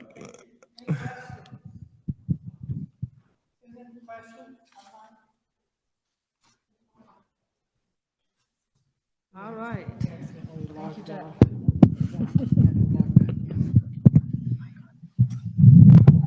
All right, so yes, I'm gonna close us out here. Thank you so much, first off, for hanging in there. I know we're way over. It all took a longer after lunch than anticipated. So sorry about that, but I hope you got a lot out of it.